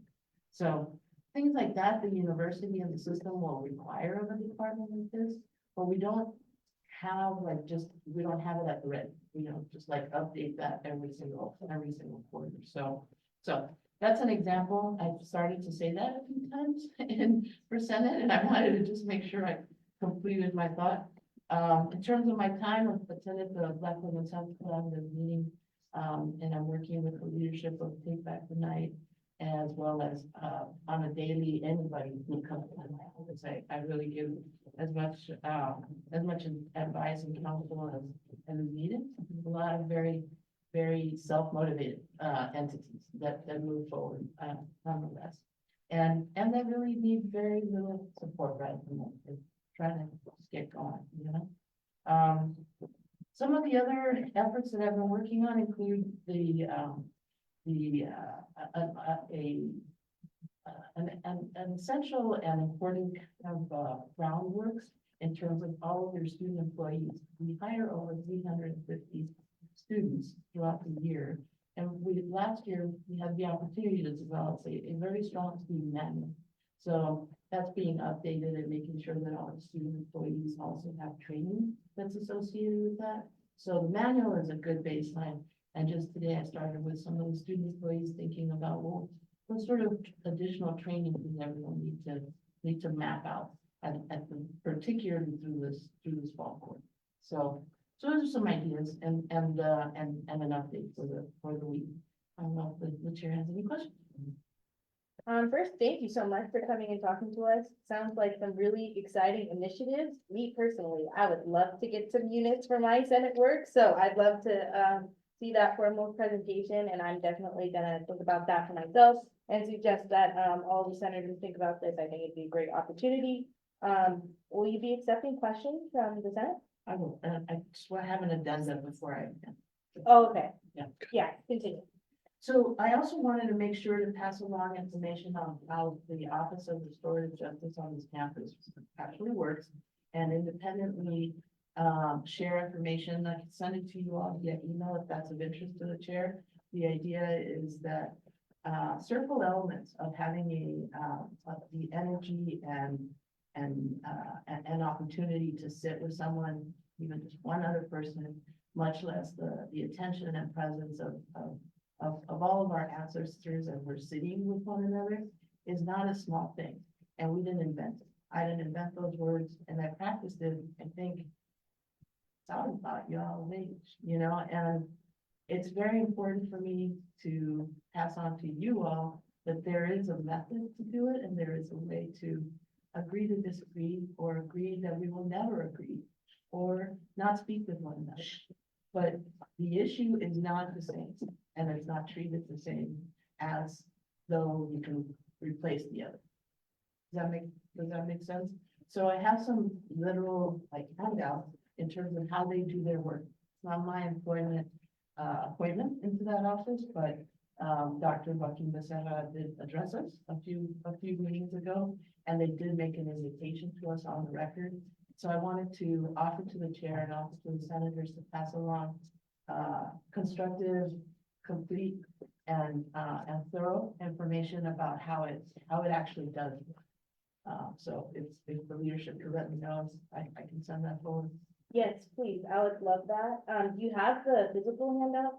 right I now? do, because you know, I'm old school. Yeah, But I I'll send love you the both, electronic yeah. version. And, could you maybe pass one just like around the table so we can all just take a look at it? Yeah. And senators, you can just pass by, take a check off on it, and then we'll also have a, digital version sent to us, and I'll make sure that it gets forwarded to all of us as well. But thank you so much. Would you like to continue? All right, Senate, would you like to be, would you be accepting questions? Senator Wahidullah. Yeah, I just want to connect the rates that I thought we were discussing about. Thank you again for just like educating us about your certificate program. Well, I just have a small like money fund. How do we get somebody to mentor about any Well, we're designing it as we speak, and we have 3 or 4 courses that we have developed for different arenas, and we want to add to this opportunity. We met with the current dean of PACE. So right now, it would be joining our conversations about how to implement it and how to give it that route that will let it, you know, keep going after this quarter. So it probably would go online in the winter term. So we're still in the planning and implementation phase would happen in the winter. So be able to join us. My ultimate goal would be that we would co-teach these courses because no one knows it better than you do. And we may be experts in our areas, but we're not. So that's the actual opportunity. Any other questions, senators? All right, thank you so much. I appreciate you. All right, senators, we have 40 minutes or 41 minutes till recess, and I really wanna, yes, Attorney General, Yeah. of course. I knew I was forgetting, so I was like going over my notes. I was like, oh shit. There was an instant, again, I can't really speak to what happened. There was an instance in the record with the previous meeting's closed session. There are instances on the record, like in the minutes from previous Senate meetings, that it was going to be some type of restorative justice or some sort of speaking circle with like CAPS or Dean of Student Life. Like it says it on the record. Like, Dean of Student Life was going to be there. CAPS could have been there. People like that were invited. According to the minutes, none of them were in attendance.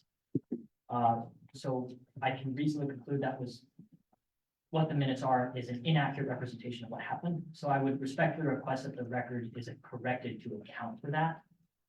Because it was not whatever. I'm just wondering, I just wanted to add that in there as well. Will you be accepting questions on this specific topic? Since it's a request. Sure.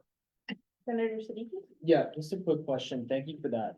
I do want to note that I think there is an inconsistency in the record that needs to be corrected.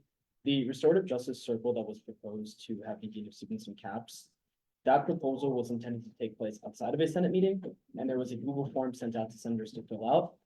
No one filled it out, so we had to make the decision to hold a restorative circle in closed session during the meeting.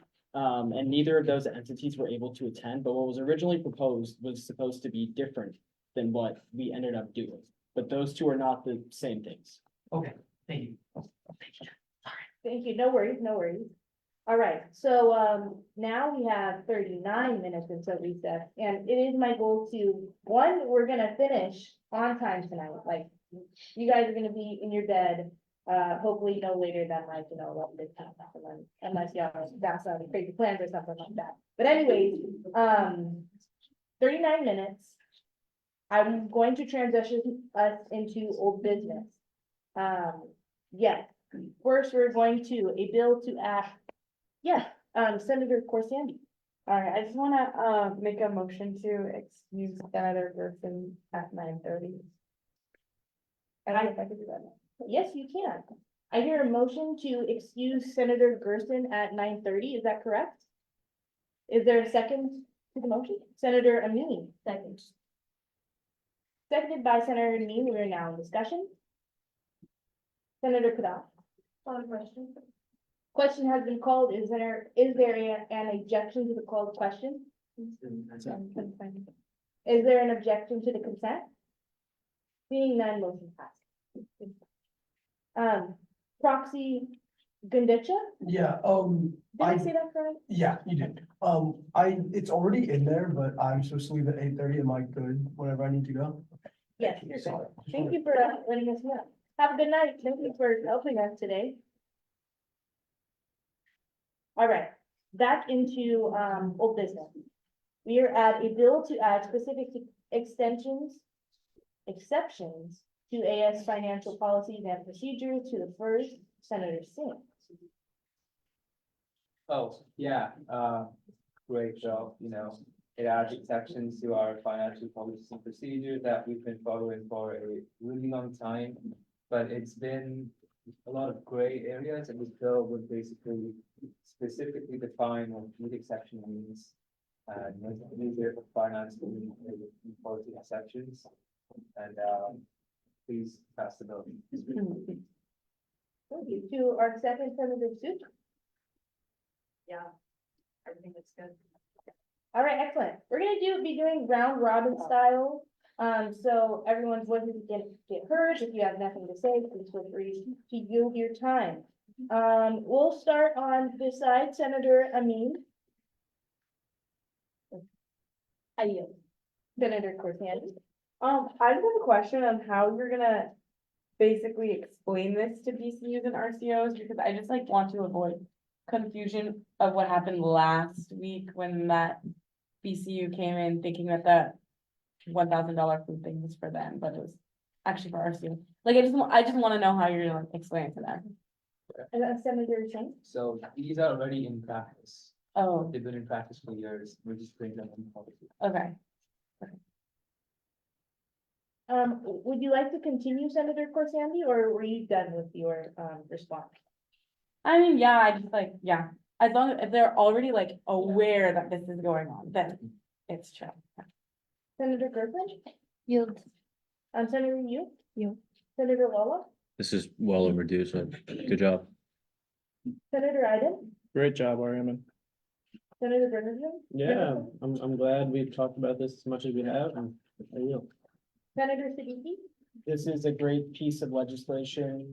I've personally spoken to our Associate Director for Finance and Business, Michael Che, about this. He is in complete support of the legislation.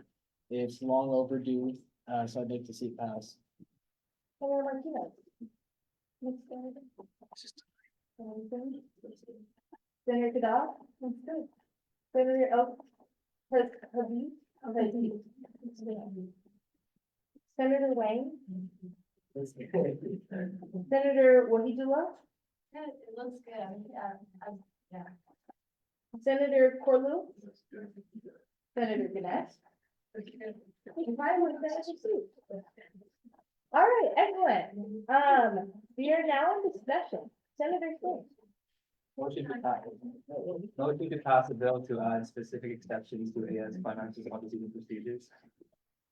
There's been a motion to pass a bill to add specific exceptions to AS financial policies and procedures. Is there a second? Senator Wang, Second. seconded by Senator Wang. We are now in discussion. Senator Su. Question has been called. Is there an objection to call the question? Is there an objection to the consent? Seeing none, motion passes. All right, to our next bill, in old business. A bill to establish clear guidelines for AS requisition submissions. To the first, Senator Iden. Yeah, so I think this is the third week. This has been on the agenda, I believe. Last week we passed a resolution kind of empowering and enforcing our Director of Finance to kind of employ what is listed in this bill. But I know most of you've already read it, but just to kind of go over it again, it's kind of just ensure that by year end, our BCUs are filling out their requisition forms, so we're not having to still be finishing our requisitions by next month. So that's all I have to say on it. Field. Thank you, Senator. Senator Siddiqui. Not much to add. We passed the directional resolution along the same lines last week. This resolution is also supported by our professional staff in the financial operations sector. I'm not quite sure how relevant it will be after the implementation of MIP. But regardless, I still think it's good to have it solidified in the bylaws in the case of any type of arbitration. All right, now back to our round robin style. We'll start on the opposite end, Senator Soup. So I know there were concerns about having, I think it was, might not be like the main person overseeing, like, I don't know, everything wouldn't go through. So is that like, is it making it the financial operations team?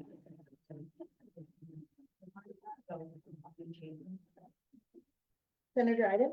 So the financial operations team is already overseeing all requisitions. Yeah. All of this is empowering them to do is to establish criteria that BCUs just need to stay within. Okay. I think it's pretty reasonable for BCUs to submit their requisitions by the end of the quarter. It's more than enough time, and it just needs to become standard. Basically, if you're doing everything right, you don't get punished, and that's how it should be. Senator Ganesh? Is this, do this, say we pass it, and will it be applied retroactively as well for? For past requisitions? Yes. No, I don't believe so. Senator Quillen? Senator Wahidullah? Yeah, I mean, I already know that for, that was pretty good in that, as long as, yeah, it's good. Senator Wang? Looks good. Senator Petit? Looks good. Senator Fidel? Looks good. Senator Singh? Oh, yeah, it looks good. Obviously we had some discussions around this before, me and Senator Iden. I'm glad that was put into the bill. And yeah, thank you for your work, Iden. Appreciate it. Senator Martinez? Looks good. Senator Siddiqui? Yield. Senator Bernstein? Yeah, it looks good and another, bill we've talked a lot about. Seems like everyone's been consulted and glad we can move forward. Senator Iden, back to you. I yield. Senator Lala? Yeah, it's always a good idea to empower our financial team. They're really incredible people. And Taylor, thank you for the work you've done on this and being open to revisions. Thank you. Senator Yu? Yeah, I like it. Yeah. Senator Gerson? Yield. Senator Corsandy? Wait, is this? Like. Never mind, I yield. I'm not gonna, this is great. Senator Amin? Okay, I have a few questions. Okay, so I'm going over it. I might just be missing it because I'm literally just skimming, but I wanna make sure that we added in. Sorry, that we added in like exceptions and stuff, and it's not just like follow these rules and that's it. If you don't follow these rules, you're screwed. Cause I haven't gone over it since the last time you guys played this. Senator Singh? Right, so if someone, let's say, misses their requisitions for the year or for the quarter, they can come back to the finance committee and ask it to be reaffirmed. Senator Iden? Also, just in the language of the bill, particularly in G1C, that's like the main one. That's like failure to rectify the issue within 30-day period may result in the requisition being voided under the discretion. The keyword is may, and also even if a requisition is voided, the BCU could technically still come back and apply for the requisition, so that's not necessarily an issue. Okay, and then my second question is. The boycott of R and P printing. No, I know that, but I'm not seeing that any. I just want to make sure that I'm not seeing that any of the breaches are definable. Senator Iden? Thank you. By the way, this is just a copy and paste of our whole financial procedures. I had to do that because since we're adding in a new section and this is section G, I had to change everything to H, I, J, K. Everything is just how it's been in the past. So there are no. Yeah, there's no, there's no changes in the other parts of the code. Wait, I remember what I was gonna say. Of course. So is this something that BCUs should, well, obviously it's something they should have been doing. Now that, and they haven't been doing it, right? Like submitting the proper requisitions and things like that. How, are you going, well, my question is, I guess, how are you going to like tell that, I mean, like, obviously this is something they should already be doing, but like, how are you going to educate them more properly on how to, on like, now we're serious about this? I don't know if that makes sense. No, I totally get Okay, that. yeah, So an email will be sent out Okay. to BCU chairs and also within the process of going through requisitions. Like if you look through the bill, there's gonna be a lot of the bill is language is just about notice. So it's all gonna come back to this part of legal code when our director of finance is talking with them. And they're just gonna say, hey, you have 30 days to fix this. And it's gonna be, the conversation is gonna get laid out as the process goes along. But the chairs will be communicating this. Yes. Follow- follow-up question, so because, it's coming from like the finance team, they're notifying the entity that has submitted a improper requisition. Is there like a time date of when they receive the incorrect requisition to when it needs to be notified to the party that it is incorrect? Does that make sense? Sorry. Senator Iden? So that's generally under the discretion of the finance team. I don't know if Ariman might want to elaborate on that. I don't. Senator King? You repeat your question, please? Okay, I'm trying to make this clear. I don't know why it's not coming out. Okay. Basically, because it is like the finance team that's, Objection? Dr. Executive Director Marquez, did you have something? Not an objection, I did want to try and help. oh, yeah, please, yeah. Okay, so right now what happens, either somebody needs to get paid or someone wants to pay something. That comes in through the front office or in hard copy or electronically or via email.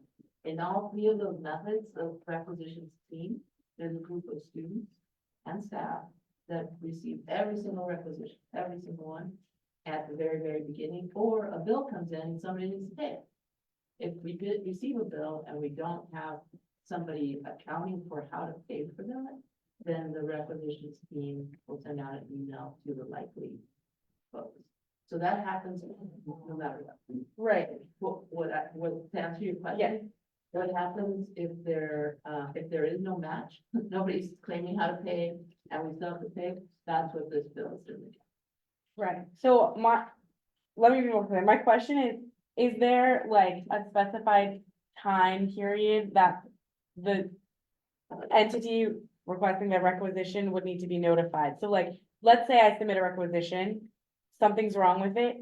Is there a time period that you have to let me know by in order for me to have the full 30 days to resubmit? Senator Iden? Correct me if I'm wrong, Executive Director. From my understanding of the requisition process, it's first come, first serve in their office and they get handled as it comes in. It's immediate. Yeah, it's immediate. As soon as they get the requisition form, they start the process of contacting and like getting it all approved. And so from that process, it's if there's anything wrong, then it's, hey, we need this fixed. You have 30 days. And then Okay, it goes down that. so it's from whenever they're notified, that's when the 30 days start. Senator King, did you have any follow-up? Okay, thank you. Senator Lynn, did you have a question? I was just gonna say in response to Senator Presendi's first question.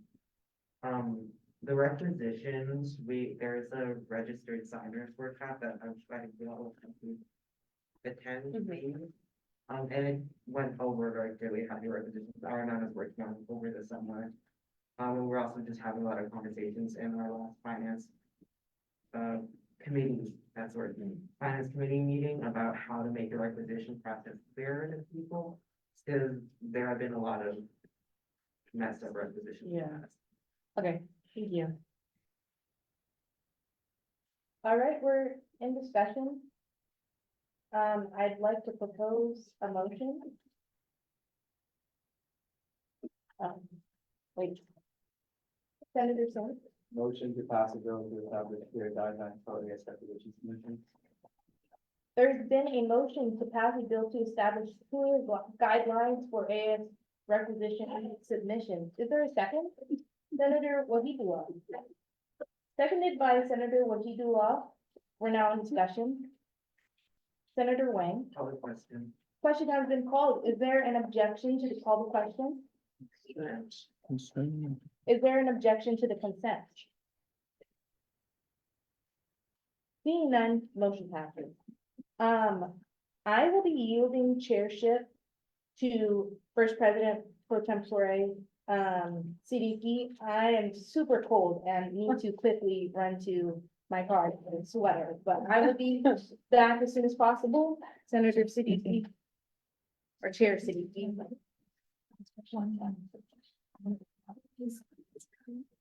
Thank you, Chair Butler.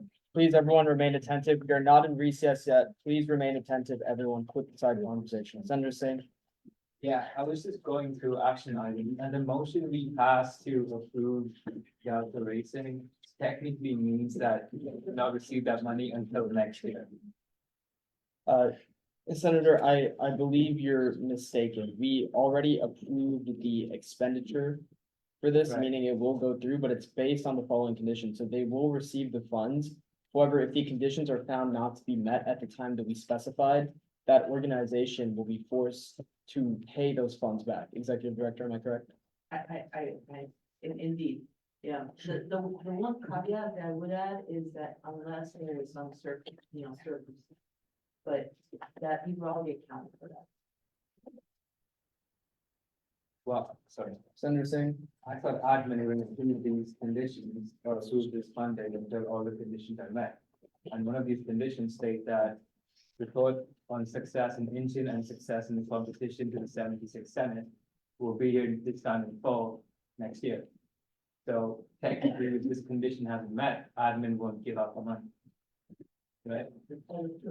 So racing would have, Gaucho Racing would have to wait until next year until they actually get that money. The way this is written. Yeah. Executive Director, if I could ask for clarification, so we approved the expenditure for 10,500, meaning that it goes to them directly. I thought we had a prior understanding that if they are found not to have met the conditions, then they will owe that amount back to the association. Is that correct? Do they get the money immediately? We've not written up the agreement. And so we would need to write that up to make that. And to so, make actually both meetings. and so if we specify that within the agreement, is the motion still legal in order for them to get the money immediately? Are there any further questions? Senator Iden? Does the motion not need to be adjusted? I think it'd be a simple adjustment to just add. They'll get the funding once an agreement between the Senate and the Gaucho Racing is achieved. I think that's an easy change. Senator Singh? Yeah, I think that's a better way to go about it, because what this motion states, admin won't approve it until all the conditions are met. So they won't get the money itself until every single condition is met. Like we do this in the committee pretty often as well, we have stipulations. And until those conditions are met, admin is not gonna send out that money. So I propose to strike the motion. Would that be? Okay, we can strike the motion, that's fine. Jeff? Senator Singh? Motion to strike the motion to approve the expenditure of 10,500 from the Senate unallocated for Gaucho Racing to buy a new powertrain engine based on the following conditions. 1, Gaucho Racing conducts a car show with AS Program Board in winter.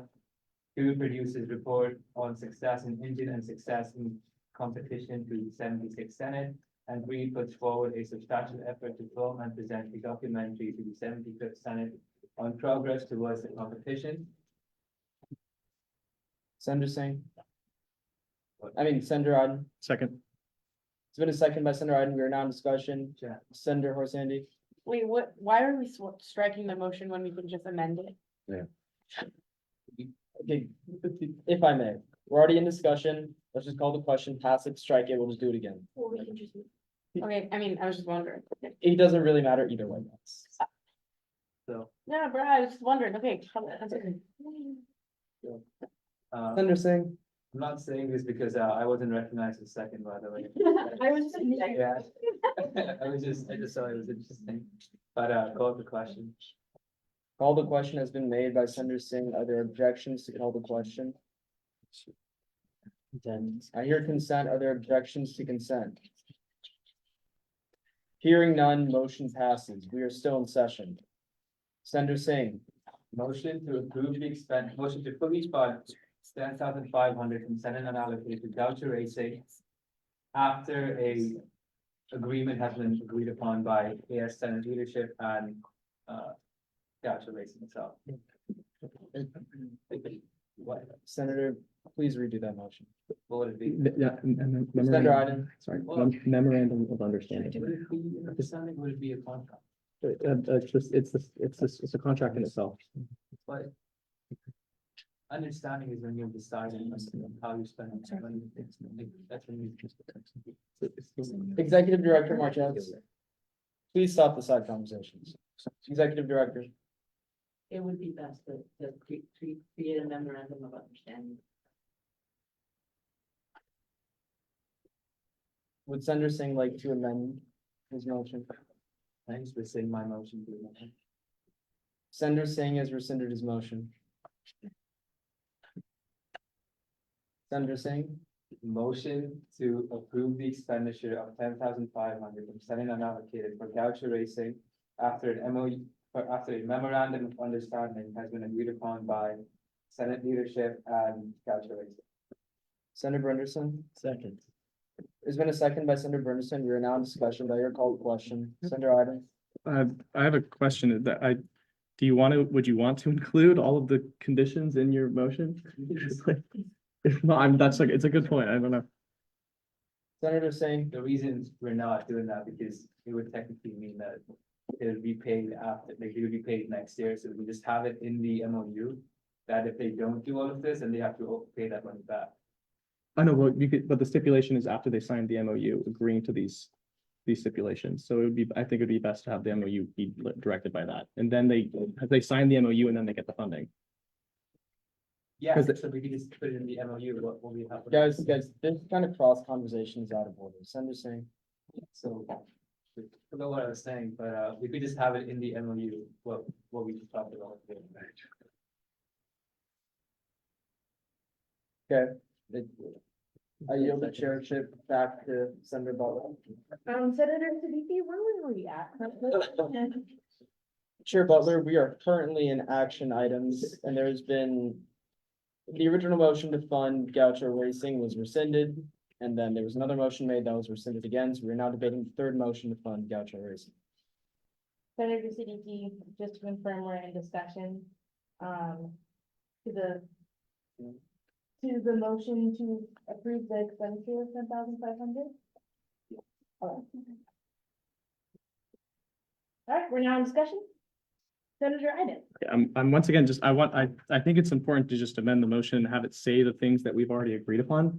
Because when you sign it and it's a memorandum, the memorandum can include anything. It doesn't have to include what we already discussed. So I think it's important to dictate that these three things that we had already discussed about with Gaucho Racing and ourselves is going to be the memorandum, or else there's nothing dictating that it has to. Senator Siddiqui. Chair, if I may, can I make an entirely new motion that just solves all these issues so we can move on? Discussion. Question to you, Senator. Did you make the original motion? I did not, Chair. Senator Singh? I rescind my motion. Motion rescinded. All right, we're now in discussion or action items? Yeah, discussion, action items. Senator Siddiqui? Actually, I wanna yield my time to Senator Iden, if you would like to make the motion. Yeah, of course. All right. Senator Iden? Yeah. Okay, motion to approve the expenditure of $10,500 from Senate unallocated for Gaucho Racing following the signing of a memorandum of understanding between Senate leadership and Gaucho Racing based on the following conditions. 1, Gaucho Racing conducts a car show with AS Program Board in winter quarter. 2, produces report on success in engine and success in competition to 76th Senate. And 3, puts forward a substantial effort to film and present a documentary to the 75th Senate on progress towards the completion, or towards the competition. Okay. I'm gonna wait until our, September to complete the notice before I can, did it exactly for the record. There has been a motion to approve the expenditure of $10,500 from Senate unallocated for Gaucho Racing following the signing of a memorandum MOU of understanding with Senate leadership outlining the following conditions. 1, Gaucho Racing conducts a car show with the AS Program Board in winter quarter. 2, produces report on its success in ending and success in the competition to the 76th Senate. And 3, put forward a substantial effort to film and present a documentary to the 76th Senate on progress towards the competition. Is there a second? Senator Singh, Second. seconded by Senator Singh. We are now in discussion. Senator Martinez, on a question? Question has been called. Is there an objection to the call to question? Consent. Is there an objection to the consent? Seeing none, motion passes.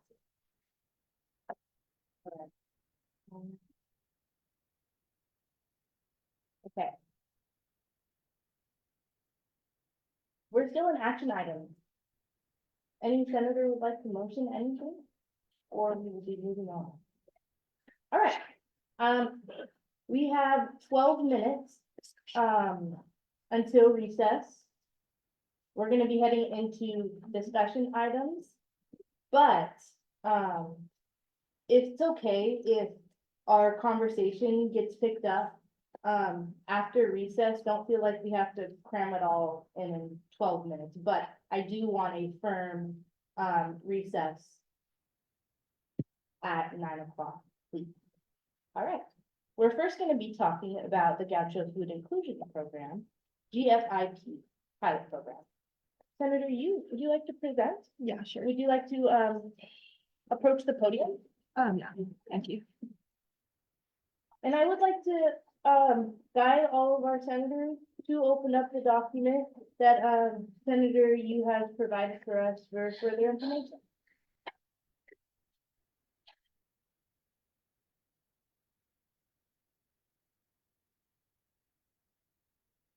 And whenever you're ready, Senator Yu, but I will be stopping you though in around 10 minutes, just to let you know. Oh, yeah, sure. Okay, sorry.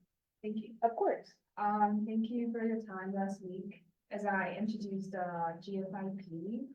And I'm back this week to share a few of the improvements I've made based on the valuable feedback I received and with the guidance of the directors of USS and OISS that I have reached out to and schedule like a legacy meeting with. I have refined the eligibility criteria and adjusted the voucher distribution process to ensure that our outreach is as inclusive and effective as possible.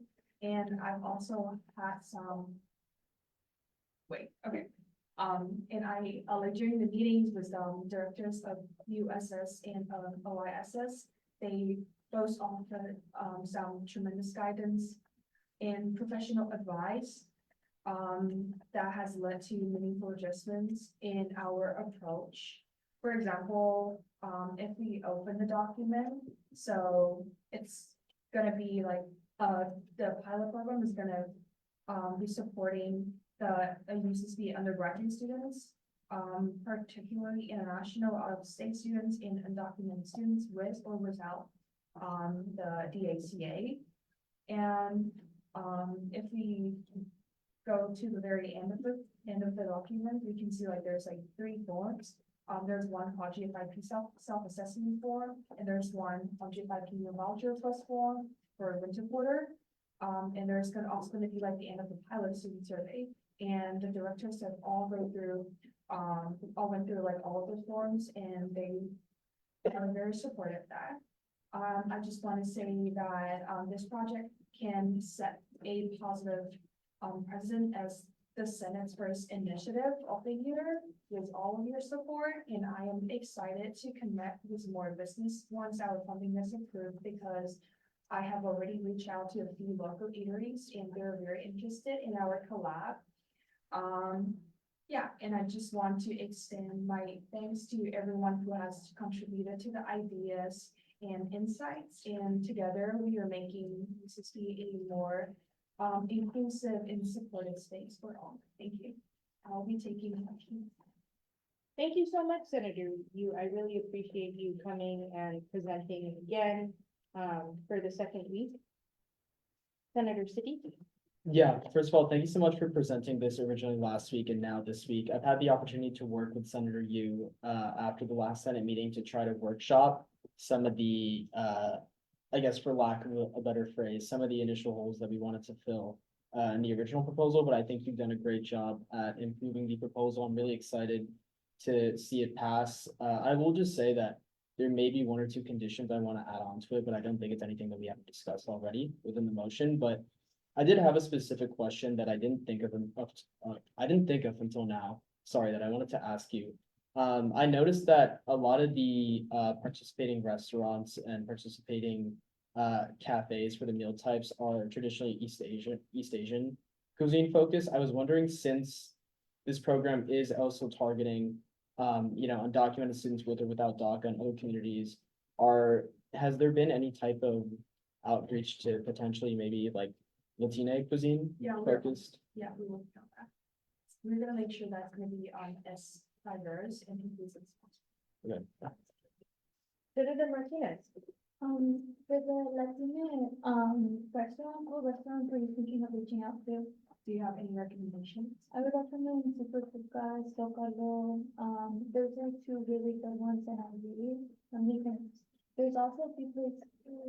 Chipotle. Maria's, I wouldn't say Oh, yeah. Chipotle, Point of order. Everyone be silent.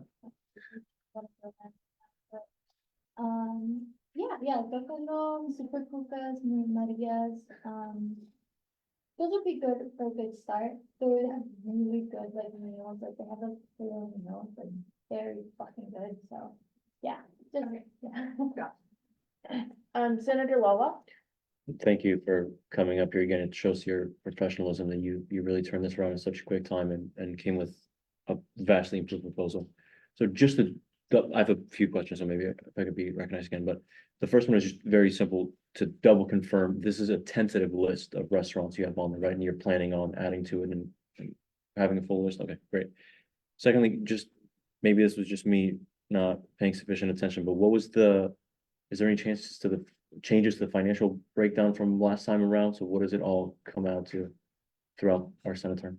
Okay, so basically there's like not really like a change for like the financial structure, but like I would like make like the voucher allocation like more clear. So it's like one meal voucher, it's gonna equal 2 breakfasts and 2 lunch/dinner in like one in the price range is like listed there. So I think everyone can have like a better understanding about where the money's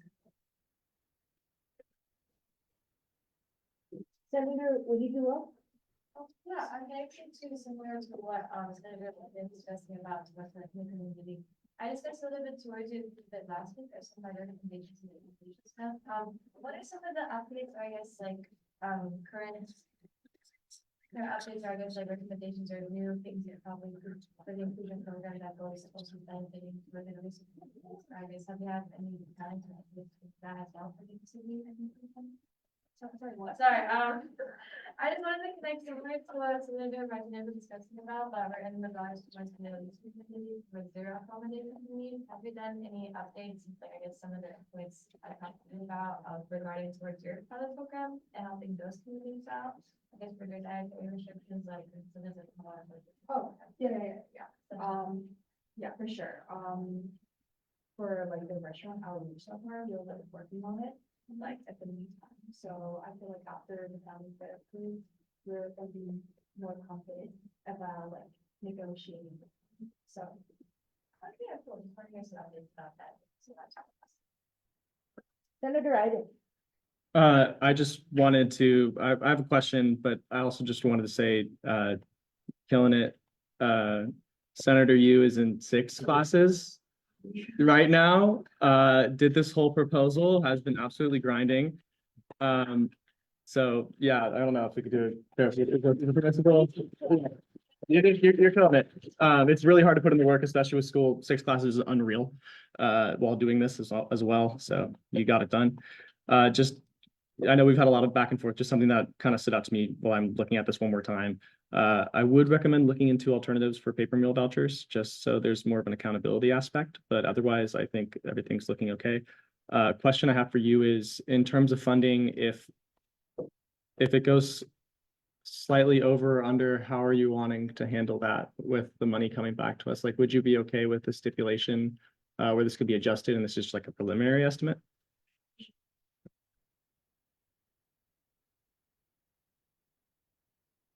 All right, thank you so much, Senators.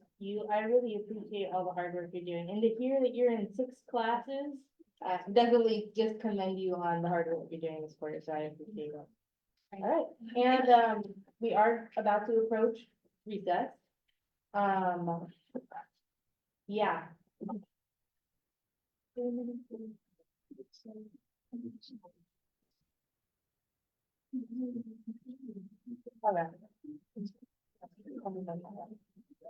Okay, Senator Siddiqui, Motion to enter a 15-minute recess and return exactly at 9:13 p.m. there's been a motion to enter recess and,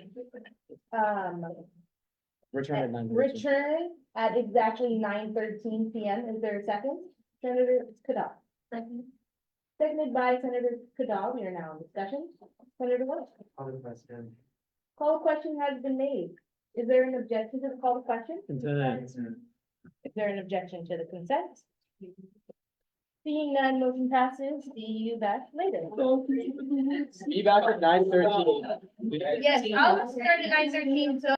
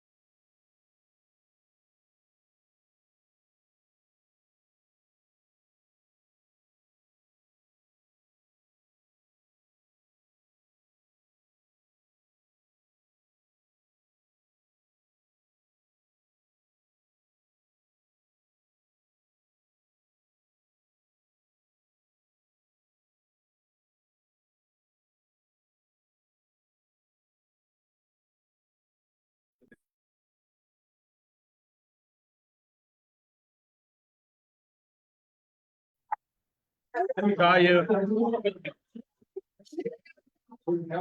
Go. Wait, why am I so? I did. Mute it. It's unmuted. I'll tell you what I think it is. It's because, 2 nights ago, I stayed up in the library until 5 a.m. 5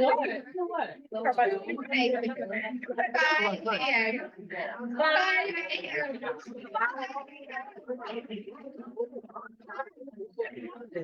Stupid class, and I probably bombed the midterm. To be fair, I was also up talking with my friend. We were yapping for dead.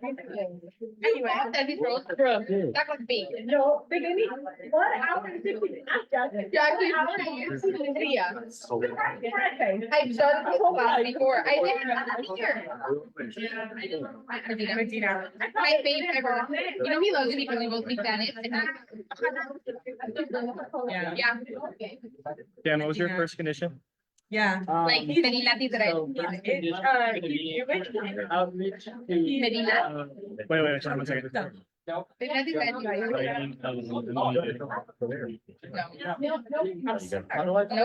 That's not true. He knows something. His city usually. They got it. Hey. What do I? No. Okay, I'm looking around. Medina. Medina Tizarel. T. That's stuff that's connected to the next bro. Look at it. I'll look it up. Motherfucker. I mean, like etymology, that's, no, I just took a Middle Eastern class and it's basic. Chaldita, Karam. Slowly. Oh, Alamak means like bye. An attempt to outreach, attempt to include. It's 13,500 for 10 rounds. Following the signing of an MOU between county leadership and to include the development of the following conditions. Girl. Then whatever else. An attempt to. In case anything else comes up. Say, teenage convene serving. Wait, say it again. Say Latino, what's the? Any Arabic or flash. Latin, AI. That's what I thought. Maybe I say Latin. Latin is like. Means city. Okay, that doesn't tell me absolutely anything. I'll search it up. Thank you. I'm trying to find who used it first. I think it's one of the most things if they don't use it. First of all. It promised to seek a long-term. It is. Millennia. Oh, an attempt to seek a permanent funding, okay. A permanent funding source, by collaboration with UCOP, UCSA, and USA. Do the flow. Can I have everyone be seated? I'm sorry, I'm late. It comes from Aramaic. So they're both, Already it comes from ready like to sign? earlier language. Does that make sense?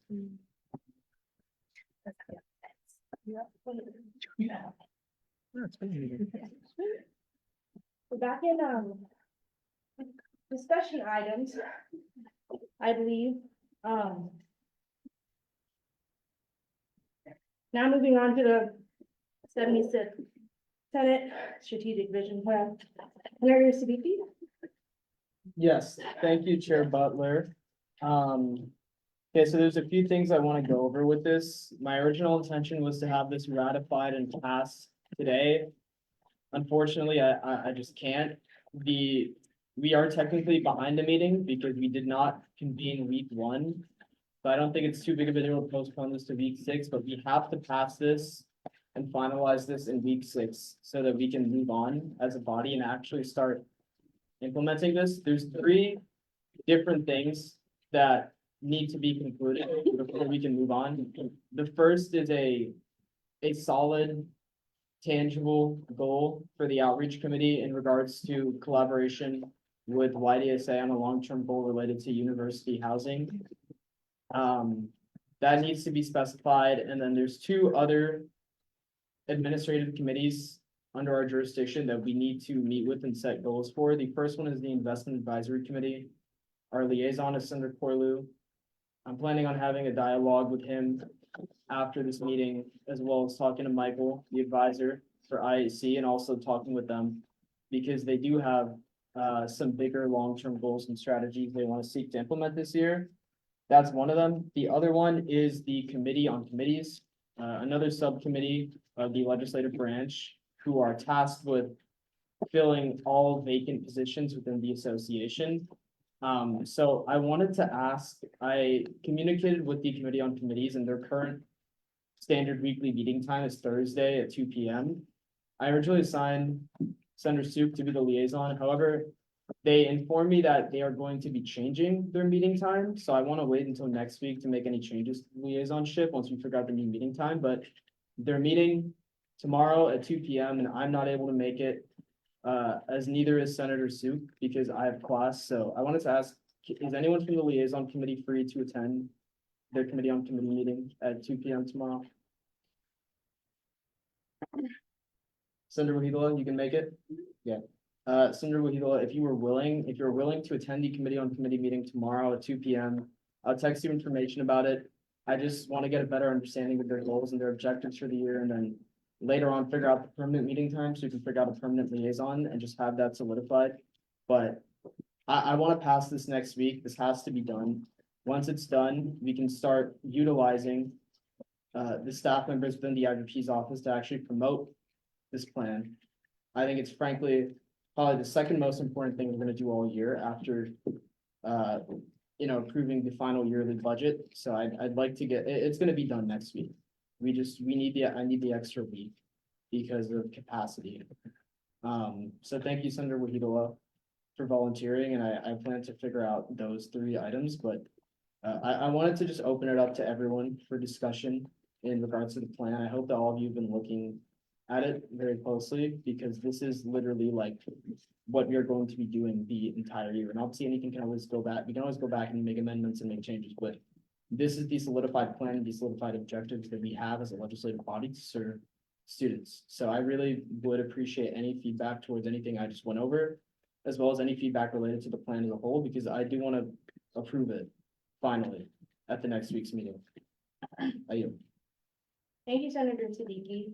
And then even further, thank you all, thank you and contribute to all of your hard work. I think for this discussion item, I'd like to do round robin style, give everyone a chance to speak, possibly ask questions, and dialogue this matter further. So we'll be starting on this left side. Senator Me. Yield. Senator Fasani. Yield. Senator Griffin. Yield. Senator Yu. Yield. Senator Lola. We'll speak about this in some detail in the outreach report. Senator Ivan. I yield. Senator Brenderson. Yield. Senator Siddiqui. Yield. Senator Martinez. Senator Singh. Looks good. Senator Fidel. Yeah, I think that this will definitely, like, as I said before, it'll help our Senate have a more strategic plan for the next year and also help other senates have a guideline of what they should be doing in their coming years. So I would hope to see it passed in the near future as well. Thank you, Senator. Senator El Petit. You. Senator Wang. Senator Wahidola. Yeah, just the fact that most of like kind of volunteering, looking back to tomorrow, I'm happy to check in it. I understand the importance of it, also just the fact that all the work you guys have been doing, and this will definitely try to just around. I'd be happy to get to know more about this year. So. Thank you. Senator Corwin. Thank you. Senator Ganesh. I'm actually trying to. Of course. Sorry, I couldn't bring this up in the beginning. For the liaison committee, side, I know you presented this, whatever you were in the things next Monday. We can, I think we should consider that we can email and offer to schedule a one-on-one, but because the problem we are facing is that we are reaching out and there is no response. And we're slightly understaffed and more than slightly frustrated. So I feel like this should, you also have to help us help the association. Senator Siddiqui. Yeah, just a quick response. Totally understand what you're saying. That's why I use the language. The committee must email and schedule a one-to-one, meaning you must email and schedule. If someone is not emailing you back, then you are free of your responsibilities. The only requirement is that you email and attempt to schedule a one-on-one call. That's what the language reads out. Attempt to schedule and schedule it. It says the committee must email and schedule. If you would like, we can change the language to add the word Offer to schedule. attempt to Yeah. between Can and you then please wait to be schedule. called on for speaking? Senator Siddiqui? We can add the words attempt to after and to make it more clear if you'd like. I don't have a problem with that. Yes, please. Sorry. Yes. Senator Nash, continue. Yes, please, that language. Siddiqui, any further comments? Senator Chu.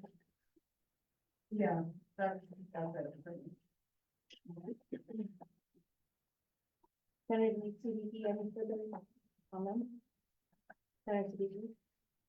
I'd like to motion to amend the goal for the liaison committee from being, the committee must email and schedule a one-on-one meeting with each BCU and ask them to propose amendments / changes to their legal code. All of these changes should be made on one document and a bill reflecting all these changes be passed by week 8 or 9 of the quarter.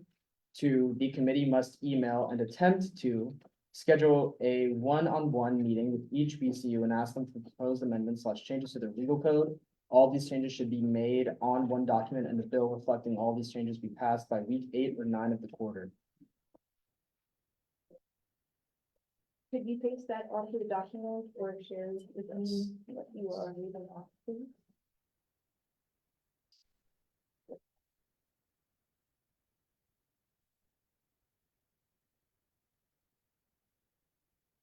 Okay.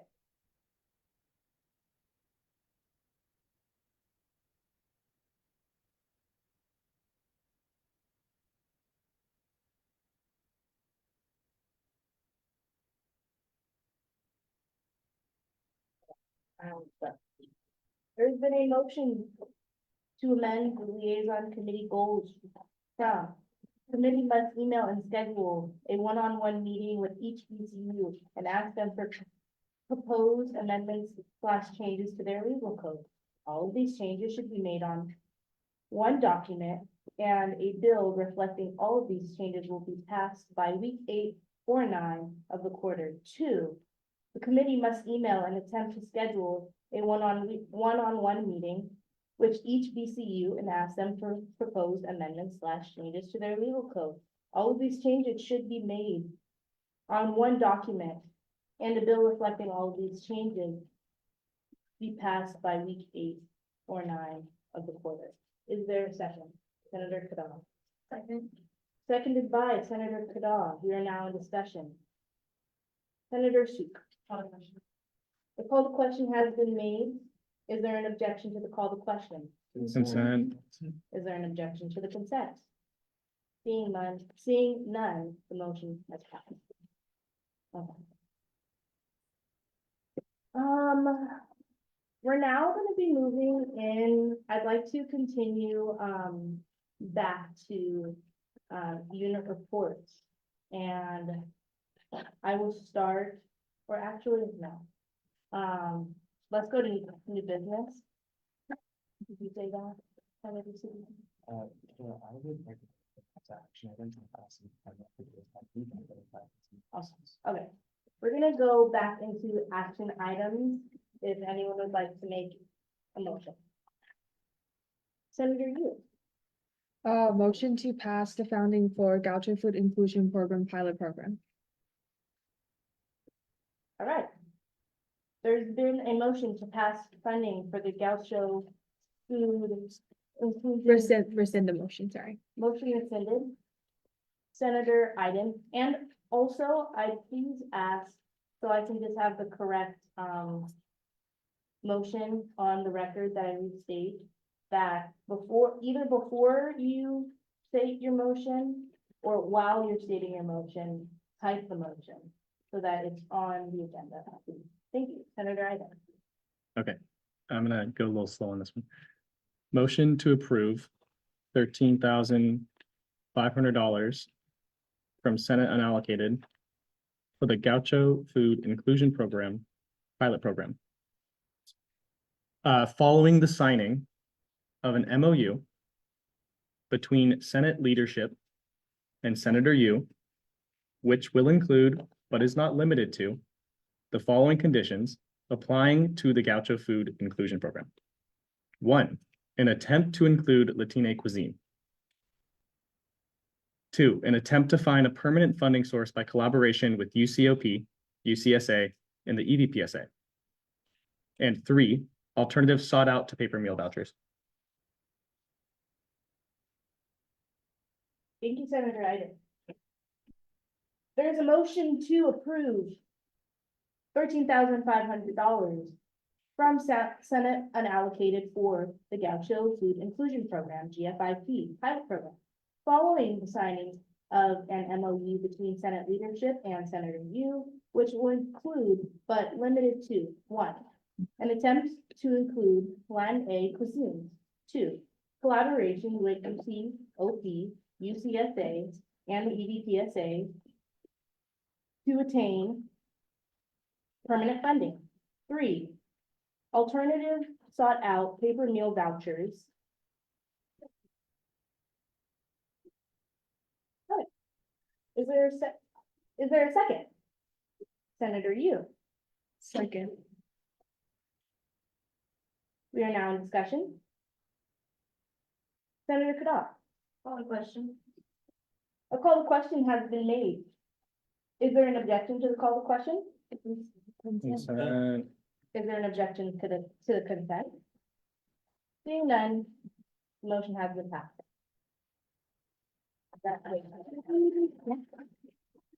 Okay. Yeah. Now I'm going to be moving into new business. Would anyone like to make a motion? Okay, no. Seeing none, we will be moving back into, or Senator Siddiqui, we're actually not entered yet, so you suggest, Yes, I would, Chair. So there is no legislation being motioned on to new business. correct, no motions have been made. Very well. Well, I believe we've gone through unit reports. We've gone through President Cabinet's report. We've gone through Executive Director's report. If you just want to go through procedural stuff, we could do minutes and allocations, then appointments. Okay. Yeah. I'm gonna move into appointments now. Senator Brenderson. Motion to bundle and approve all appointments and resignations. There's been a motion to bundle and approve all appointments and resignations. Is there a second, Senator Kadar? Second. Seconded by Senator Kadar. We are now in discussion. Senator Wayne? A call to question has been made. Is there an objection to the call to question? Is there an objection to the request?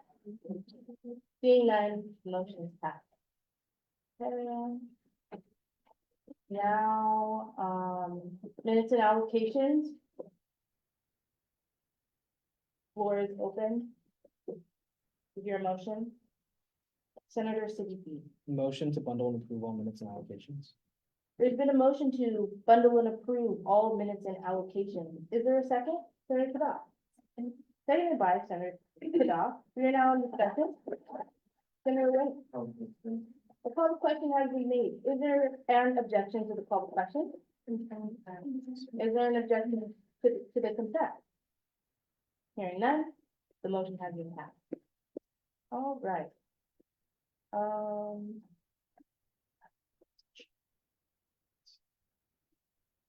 Senator Siddiqui, okay. Now we're in committee reports. I'm going to start with Senator Martinez and Senator Lala. Are you ready? Thank you. And if you would like, would you like to approach the podium? Yeah. Yeah? Okay, cool. Thank you. I appreciate that.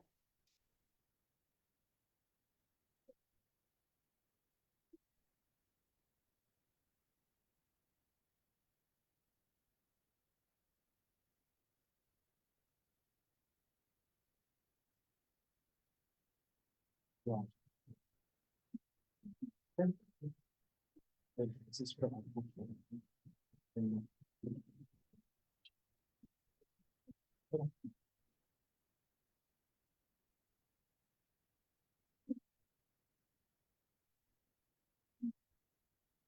you both, and whenever you are ready. Alrighty, so, my name is Senator Martinez. I'm the outreach chair, and this is Senator Lala, the vice chair for outreach committee. And we're gonna be giving our committee report. Okay, so to begin, the outreach committee has tackled various efforts to commit outreach to the student body with. We've been developing a different survey, so like the student body perception survey, a housing survey. We've also been tabling it at Arbor. We'll be talking more about the surveys in detail in just a little bit. We've also been in the process of hiring our policy analysis and student members at large. We've gotten 2 responses so far, which is 1/4 of the positions that need to be fulfilled, and in the process of getting through interviews for those and recruiting for other positions. We've held weekly meetings and we've reached out to Campus Dems and Lobby Corps on election collaboration. Aside from that, we reached out to EVPSA, we vote, but unfortunately we haven't received a response. We have figured out that we're going to focus on student homelessness, student housing, and dining common student workers and the environment and standards that they're working in. We met with SAG Lang to develop ideas on how to combine these 3 policy themes throughout the year, and 2, support his and President Broadway's efforts for dining halls, which is related to the resolution that we're going to introduce in the coming weeks. We're working on both emailing the surveys once approved, and we've reached out to Nayeli about taking over the EAC social media account, and we have not gotten a response. And then we've done student body-wide outreach to fulfill the on-campus positions. And Senator Lala will give more details. Yeah, thank you so much.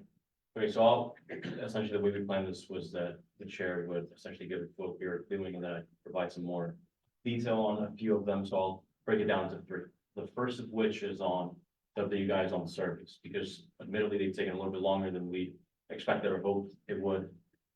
We have on our end completed the vast majority of the steps needed.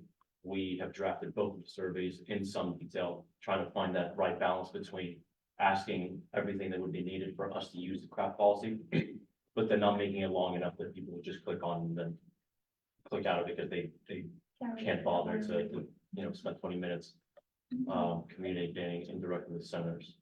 We went to the finance committee and Senator Singh so graciously approved 2 Amazon gift cards worth $50, essentially to incentivize students to fill out surveys, because we understand that it's not the most fun thing in the world, but it's quite important nonetheless.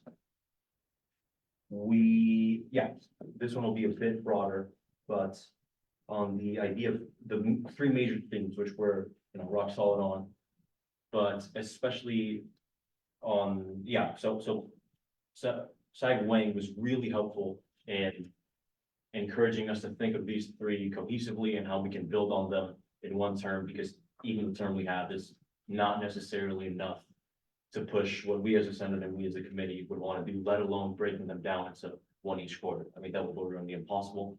So he pointed us in a very helpful direction of combine these and sort of interweave them one with the other as you tackle them. First pro temp briefly mentioned a project in collaboration with YDSA that would fall under our purview. I'm not exactly familiar with the details of that. I was contacted by a representative of the Iowa Tenants Union, which thank you very much for putting them in contact with me. That's fine. I was coincidentally outside of Senate at a meeting called the Housing Coalition meeting last night, at which there was representatives of both IBTU and YDSA. So I think it would be more than feasible for us to collaborate on that. But IBTU is our point of contact on that for now. So we will come back to you with some more details once we've reached out to them, because they're the ones that have done the foundational work on how we should proceed with this project. I'm really quite excited about really having something solid to report on that. And the last thing I would like to touch is that I'm both on the outreach committee and on the Senate ad hoc appointments committee, and sort of using those 2 in tandem because it's quite necessary. We're going to be sending out a bulk email to the student body, which has been delayed excessively. but it needs to be sent out this week and should be. But I'm just bringing this up to request you all, if you know anyone on campus, doesn't need to be first years. Anyone on campus at any of the residence halls, please let them know that we wanna get these applications in as soon as possible. Our deadline is next Wednesday, so 7 days from now. It would be really useful if we could fill these positions by the end of this quarter. So, thank you, Elizabeth. I also wanted to say that another factor that's delayed full implementation of these surveys is we've been getting quadrics set up with Sean Lieberman to make sure that we're handling student data responsibly.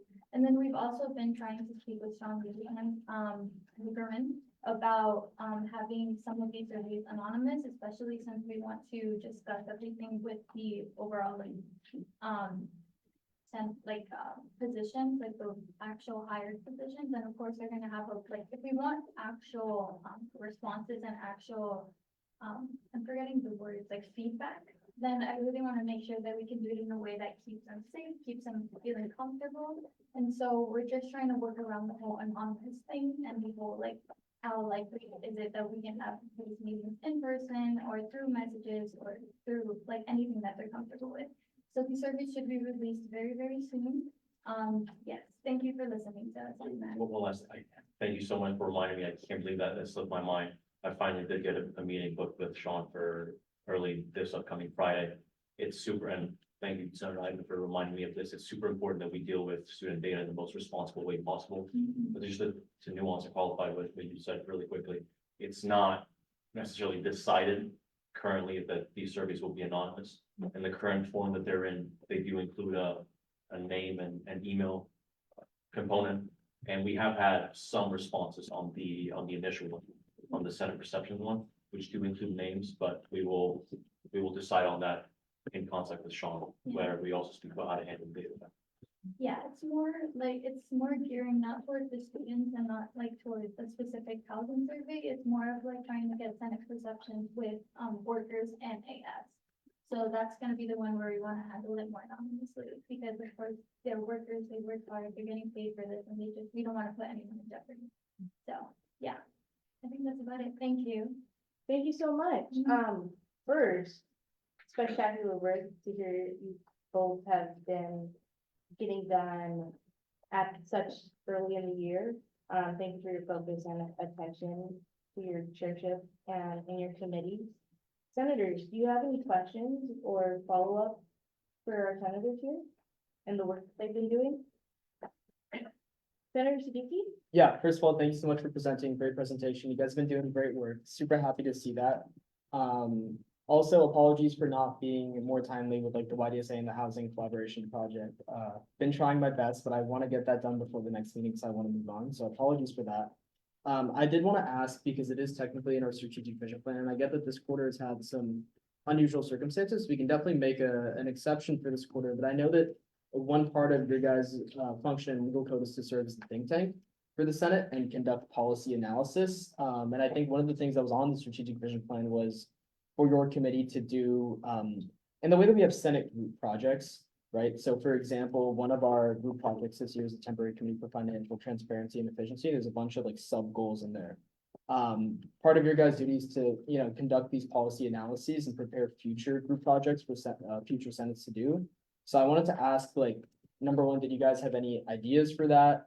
And then I guess number two, if it is too late in the quarter, how do you guys want to work around it? Yeah, thank you so much for bringing that up. I want to assure you that it was on the back of my mind. It's not like I was actually actively thinking of it as we presented.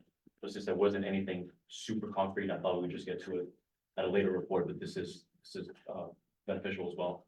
So the key thing about think tank portion of it and the policy reports that we, as you said, is outlined in code that we have to produce, is that it's not necessarily written, or at least it's not primarily authored by the elected senators. There's positions in there who, at least in my mind, will take the lead on that. I mean, you can think of US Senate reports, like the famous church report in the 1970s, which is, sure, it's led by elected senators and they're the ones who established it, but the actual drafting of it is obviously by the policy analysts and the experts who put it together. That document still remains with us. where I'm getting at is that the think tank portion of our committee relies on the policy analysts and at their respective levels. A lot of the functioning relies on the members at large. And even I would quickly mention the more effective functioning of meetings would rely on the minute takers as well. So our next step on this would be to recruit everyone we need to. So our sort of primary action item would be to finish the hiring process. So we're gonna have interviews with the applicants that have already submitted, and we're gonna make sure that we have more applications coming soon so we can fill all of those. Now, for the actual production and submission of the reports, I would say that in keeping with what I was speaking about earlier, I think it makes much more sense and we would present a much better product. And this is more of a clarification question really about the vision plan, that this would be a term-long thing, right? It would not be one report per quarter, because that I think would constrain it, that they kind of dilute it a little bit. And I think it would make much more sense if we focus on, not necessarily one report, but if the people working on it have the term that they can work. Senator Siddiqui. I would say that I believe the way it's originally written in the code doesn't specify in terms of how many. I would have to go back and check the legislation. I'm fine with you guys just doing one group project report if it's within the feasibility of the committee. I understand the hiring is tough. I don't want to overburden you guys. So if that is the case, I would just ask that there's like a solid determination made of whether you guys want to just have one report for the rest of the year, or if you just want to forget about this quarter and just have one for winter and then one for spring. I'll leave that up to you all as committee leadership to decide, and we can amend the strategic vision plan accordingly. Thank you. Yeah, I just want to say like congrats on all the work you've been doing. It seems super cool on the committee and everything. I just wanted to ask a question. I actually have been in contact with some of the creative committees we were talking about and stuff, and they've been wanting to just ask me about some questions regarding some of the similar issues, housing and other issues like that. Is it possible when I meet with them, I can also contact their committee with you guys too? Because but I can have a lot of feelings and stuff. Yeah, I think a huge component of, even personally, as a part of this committee and outside, a huge component is if we want to get some concrete things done on housing in this term, or, you know, in the short-term future, we kind of have to standardize the data that we're working on. Because if you notice, in this association or outside of it, everyone is sort of reinventing the wheel on their own, as opposed to uniting efforts where that's the clear thing to do. So if you could pass our information to them and vice versa, that'd be hugely helpful. Thank you so much. Senator Iden. Yeah, just in terms of like that topic, my advocacy committee's tasked with what's it, proxying, or I'm forgetting the word, liaisoning for basic needs on campus, but they have a lot of concrete data that's already been established regarding campus, a lot of these food insecurity issues. So I would recommend talking with them. Senator Habas is our proxy or liaison, I said, liaison with them, so she could connect you if you'd like. Thank you. All right, thank you so much, Chair. I appreciate it.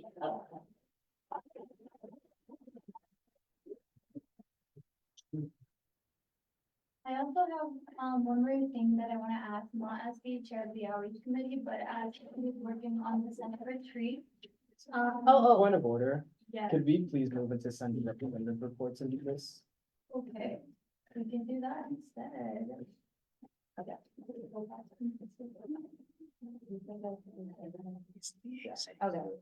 Okay, we're now going to be moving into. We're gonna be moving now into Senator Representative reports, Senator Martinez. I'd like to recognize you. Thank you. Of Okay. course. So, as I was saying, before I interrupted, okay, so Carly and I have been working on the Senate retreat on how we're gonna figure things out logistically, but we're gonna be sending out like not a survey, but like a Google form, so everyone can fill it out in an email just to get everyone's like dates and like preferences played through. But two of the, big questions that we wanna ask now, is, so we heard some feedback that some people would prefer to go to Knott's Berry Farm instead of Six Flags because Not everyone can, ride on a roller coaster without getting motion sick or, because, there's more sensory things at Knott's Berry Farm. Although Six Flags is closer, so if everyone wanted to go, by hand right now, if they're comfortable with it, who would prefer to go to Knott's Berry Farm? Okay, we can do that, bro. Anyone feeling quite, inclined to travel to Knott's Berry Farm? I've actually never been, so I don't even know what to think about it. I like right. Or Senator Lee, Order. order please, Senator Lee. I like Knott's Berry Farm better, I'm not gonna lie, but I'm down for either, like, I don't actually care. Yeah. I'm here for the vibes, dude, I'll do whatever. Senator Gannett? As a non-American, can someone please clarify the difference between?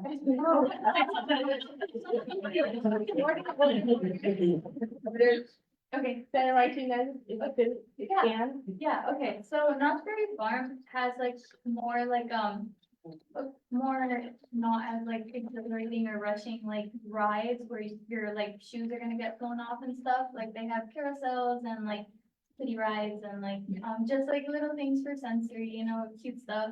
And then Six Flags, it's just majority like epic, like, blah, blah, like, you're gonna throw up if you eat too much before, and stuff like that. So, yeah, like epic versus epic and like calm, so, yeah, yeah. Will you be accepting questions? I have Oh, one more sorry, I'm question. sorry. I have one more question, actually. Okay, and then second one, this one's a little bit more sillier, because, we just wanna make sure. So we have the option of booking, rooms with like 2 queen size beds, and there'd be, 2 people per room. But, it would be exponentially cheaper to book, like we could do that, or we could have like two people a bed. So it'd be 4 people a room instead of 2 people a room, and I don't know if we have any snugglers here, but. Okay, like, I was thinking the 2 per room, but Carly wanted to ask, if anyone is like, okay with, snuggling with another senator on side. I have my, okay, order. For this matter, I do want to go round robin style, so we can actually like communicate our sleeping preferences. All right, we'll start with you, Senator Sue. How are you feeling about this? I'd rather not, but like, do it, like, I'm not, like, this feels very like water polo to me. Like this. So like, okay, also I'm pro Knott's Berry Farm, but I'm okay with Six Flags. Senator Gannett? For your first question, I'm okay with either. For your second question, ideally not, but if we're really strapped for money, I will probably adjust. Senator Corwu? I think we should all fit into one room.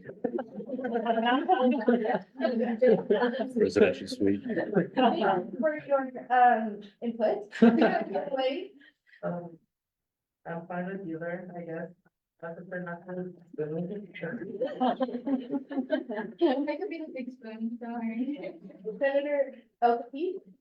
I'm okay with either, and I would prefer Six Flags. The women ones. Senator Duff? Also okay with both, also would somewhat prefer some not sure, but I guess if we have to, we have to. Senator Singh? I've never been to either Six Flags or the farm. So I'll be down to snuggle with someone who's not down. Okay. Senator Siddiqui? Chair, may I ask a question? Yes, of What's the- course. Thank you. What's the cost difference Yeah, between these two? I got it. Give me a sec. Think about this. Okay, so, let's see, let's look for that. It's at the Berry Mm, I think it was around, don't quote me on this, don't quote me on this, but. Yeah. Actually, I'll get back to you on that. Probably like 200, but don't quote me on that. Like, it was just a lot of talk, like. Per room. Senator Siddiqui? Would that be per person? No, Per room? per room. How many rooms would you estimate? So, there would be 6 rooms if we did 4 people for like 2 beds, you know, for 4 people per room, and then it would be 12 rooms with 2 people per room. Depending on how many people show up and yada, yada. So, yeah. Senator Siddiqui? Yeah, just one last comment. Yeah, I mean, obviously I prefer to have it be 2 in a room, but like if we have to, then we have to. I'd say cost difference is important. I'd also just want to remind everyone that when we're having discussions like these, if we give away Senate unallocated to every single person who asks for it, we're gonna be forced to literally all be in one room. And spend all of our money. So let's be careful and responsible with how we're spending our money, but that's all. I'll get back to you. Yeah, I think, Senator Oh, Brenderson? sorry. yeah, I definitely prefer, Six Flags. I've been to both quite a few times. I'm from Southern California, so, but yeah, Knott's Berry Farms is just a little smaller. But the rides are still fun. But the rides are more fun at Six Flags, I would say. Yeah, and I'm tall, I prefer to have no bed. Senator Iden? Thank you for taking the charge on this also, because like this is such a this job sucks a lot of the time. So like I think if every other BCU gets a little bit of relief for a retreat, I think it's great that you're taking charge and we're doing this as well. I don't know how I feel about having everyone snuggling habits in the minutes, but regardless, I also think we could look in, I'm not sure about regardless of university policy, look into who has inflatable mattresses if this is really a dilemma. But I would also like to do Six Flags.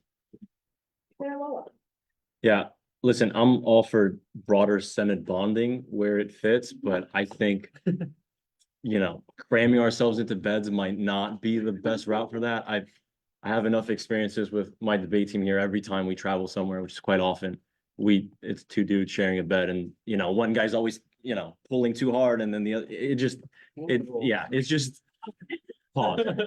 It just, you know what I mean?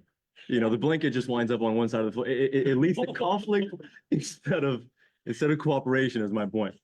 And I liked Senator Singh's characterization of Knott's Berry Farm as the farm. That's kind of how I conceptualize it in my head. I don't know. It is a bit smaller, I think.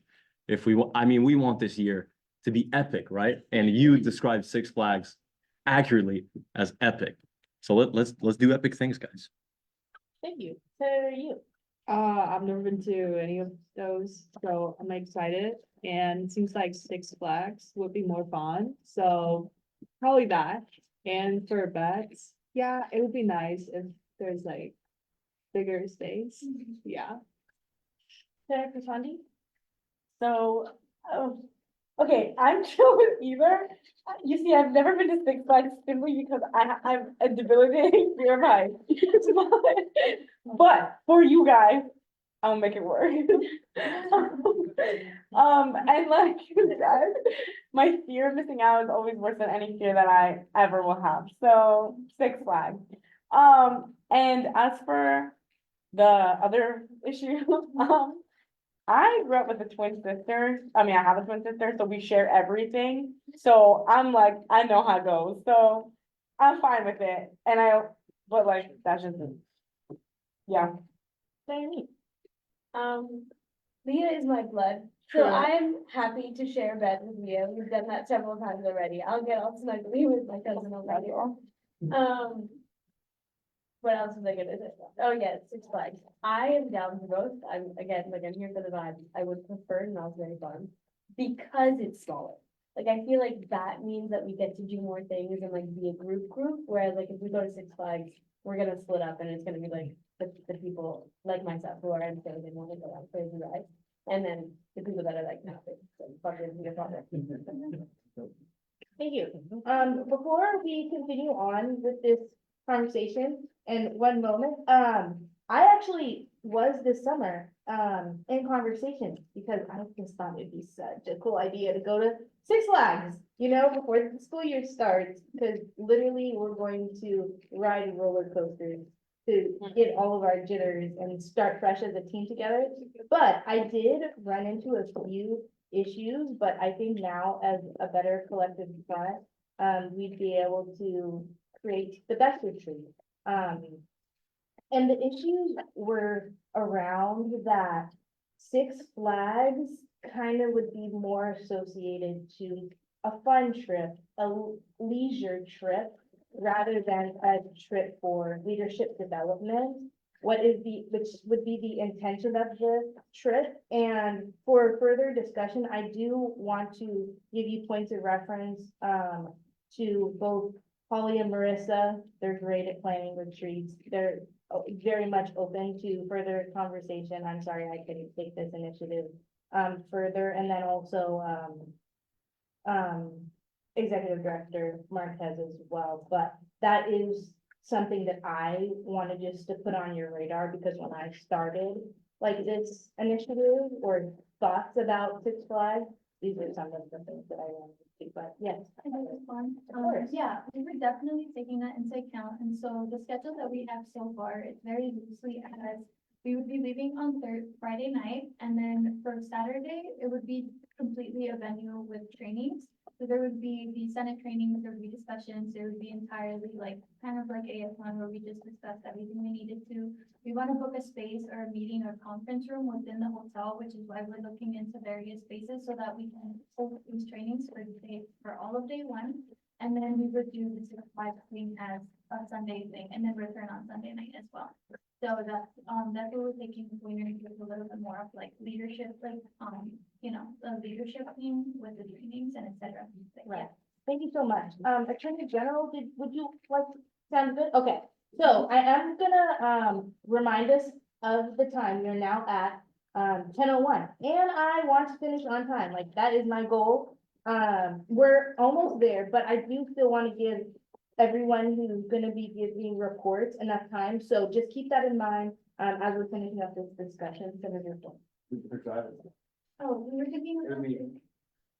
Okay, we were thinking, depending on whether we can get a UCSD van or whether we can get a bus, like an actual like big bus, like, that has one. That would be decided on the, park that we go to, because there's bus parking at the park at Knott's Berry, but we're still looking into Six Flags. So either a bus that fits all of us into one, or like 2 vans would be the situation, depending again on how many people are going, what park is preferred, and the whole like logistics on where we can park this. I could have a bus too.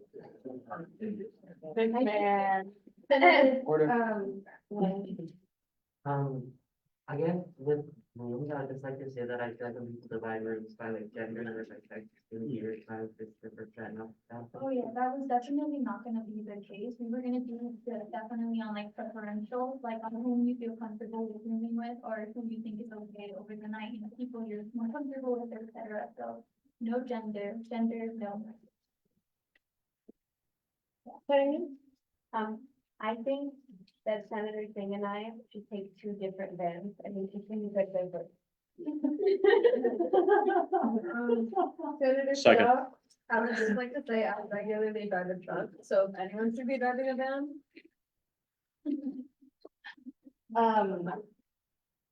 I am also pretty great at driving as well, so we will figure this out. But thank you so much, Senator. I really appreciate your drive, your passion.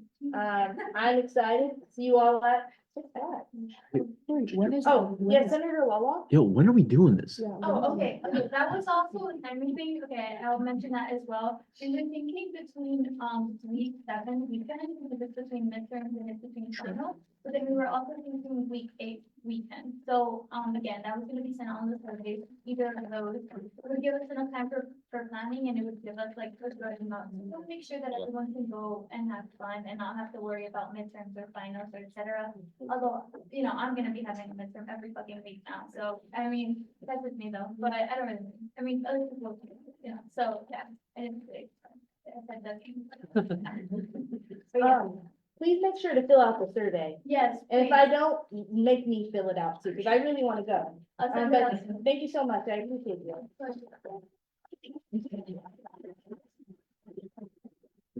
Okay.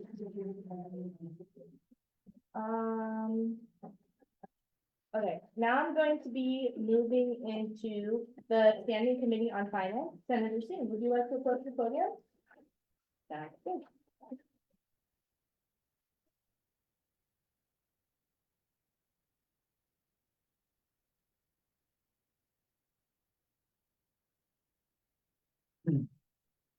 Hello, everyone. Good evening, good night. It's nice to see everyone again. But looks good. Just some quick reports on my committee. We spent about $150,000 the past 4 weeks. Yeah, exactly, dude. It's to give you an idea, that's BCU's budget for the entire year, which we spent in 4 weeks.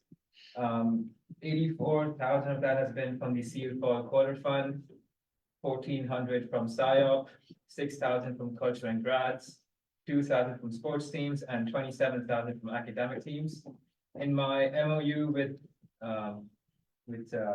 program board, it's been about 20,000 so far, and the score it's about 6,374. Quick report on the MOUs. EAB, CAB, IBTU, Cardall Board, SCORE, and Program Board have all been signed and adopted. Everyone else has been discussed, and they just have to be officially adopted, hopefully next week or so. There was just some more negotiations to be done.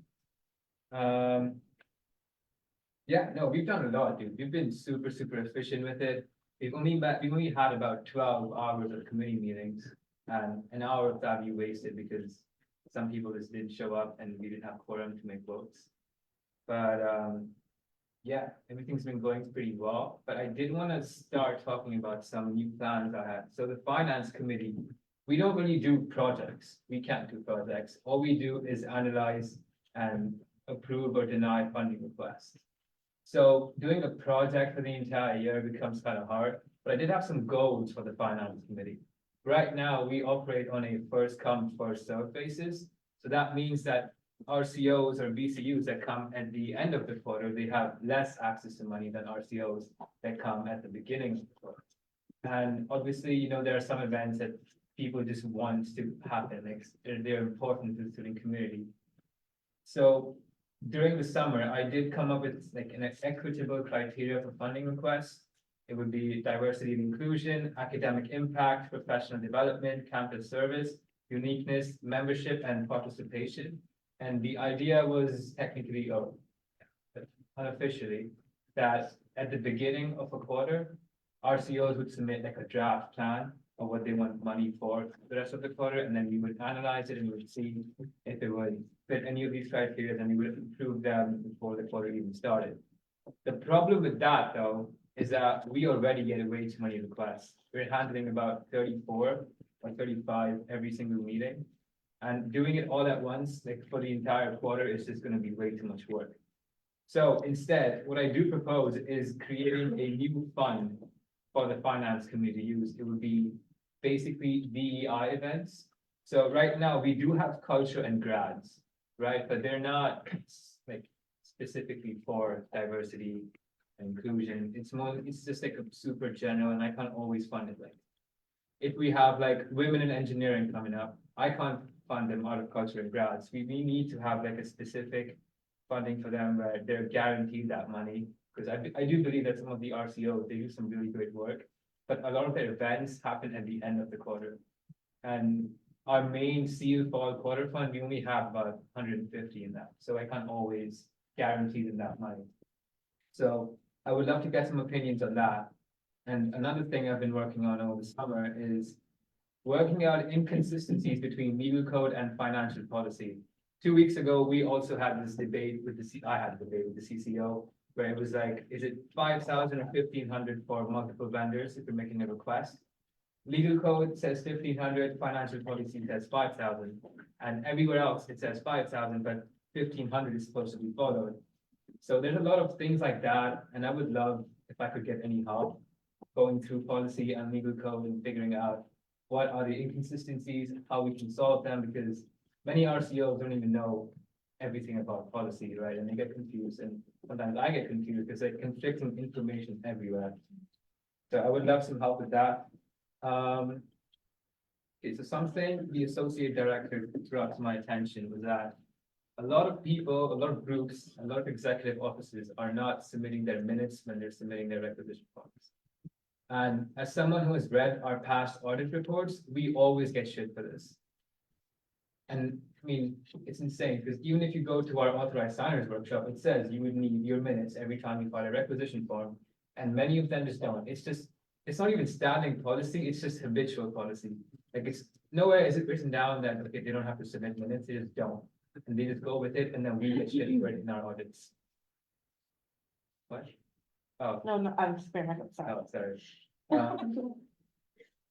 Yeah, and another thing Michael brought to my attention was that BCUs are spending way too much money on food without having proper justification for them. University policy says that you need to have justification and show that it aligns with your mission. So if it's like a lock-in, like SCORE, right? If they're having food for their events, they have to have a justification of why they're having that food. Usually that's not been followed, and I'm against it, honestly. It's way too much work, but it's university policy, so we would have to enforce it. And this is brought to my attention on Monday. I would have introduced a resolution, but I didn't want to piss anyone off by like introducing it late. Yes, that's kind of it. Does anyone have any questions? Oh, sorry. No, thank you, Senator Singh. A lot of really great work that you're doing. Fast too. I'm very excited to see what F&B is gonna do. I 100% think that a DEI fund would be very needed to the association. But yeah, I'd love to open the floor for other discussion and questions to Senator Singh. Senator Lowell? First off, thank you for your visionary work. The first one is half a thought, half a question, but I spent the vast majority of my time, my first 2 years on this campus in an RCO before really getting into AS. And I'm sure you know this, but I'd like to communicate that when you're outside of AS, the finance committee seems a little bit like the scariest entity on campus, you know, until I came and saw what a nice guy you are. It's a little bit intimidating for people to go and ask these things. My point being that no matter which route you propose to the Senate that we ought to go and the committee ought to go, I think you've got to communicate with RCOs very thoroughly beforehand. And I would propose that the equivalent of the survey that Senator Ganesh carried out of BCUs would be in order here. Of what do RCOs think of this? Because I mean, this might not be the case here, but the current system that we have is obviously pretty flawed, but it's like that, what's the Churchill quote of democracy is the worst system, except for all the other systems. Like we might want to think about what new problems these alternatives might offer that, I don't know, might make it potentially impossible for RCOs to get the sufficient funding that they need for each quarter. Might not be the case, but worth one thinking through and making sure that people are on board with this. And then for the second one, the DI fund sounds like a great idea. I'm wondering, do you have any stats or do you have an intuition of what percentage of either RCOs or I guess BCUs is easier to figure out, but let's go with what percentage of RCOs would fit into that criteria? Who would be able to apply for these grants? So it would kind of be at the discretion of the finance committee, like with every other funding source we have.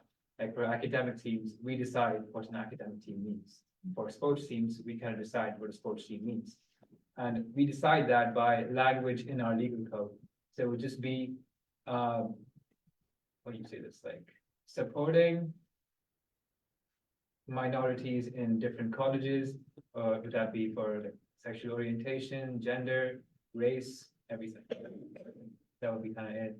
And the first thing you said, that the draft plan kind of thing I had, yeah, I just said that where I was coming from, but I'm not going to enforce that. The first thing you said.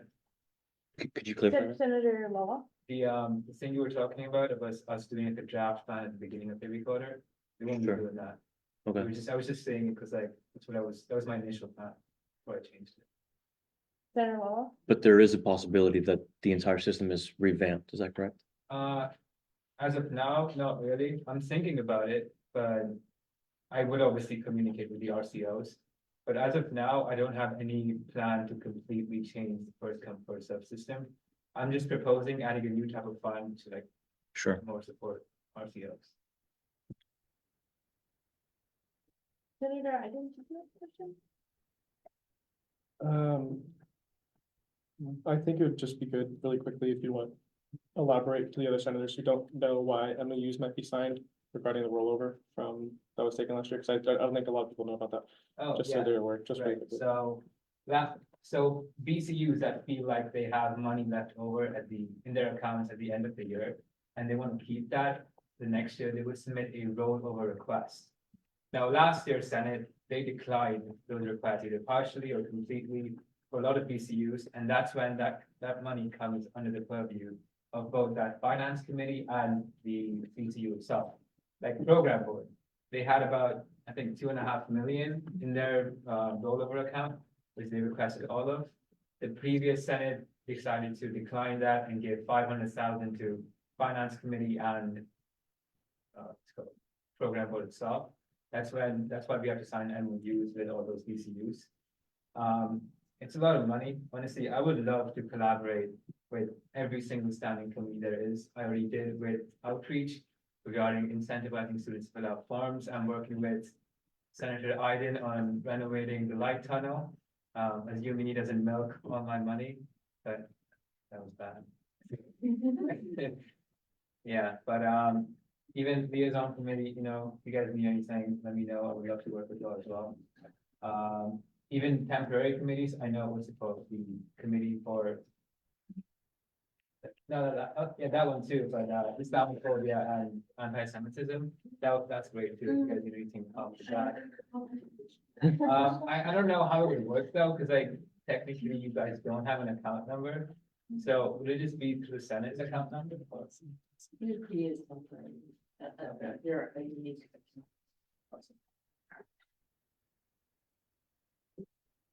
Very much. For this potential DEI funds that you are thinking of, will the money come from the existing cultural and that fund or? It would be from the Senate itself. It would be separate from cultural grants. Sorry. Senator Ganesh? I was thinking a good 35,000 for the quarter. All right, thank you so much. Appreciate Thank it. you.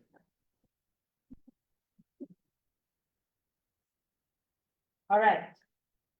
Now, with. Oh, okay, sorry.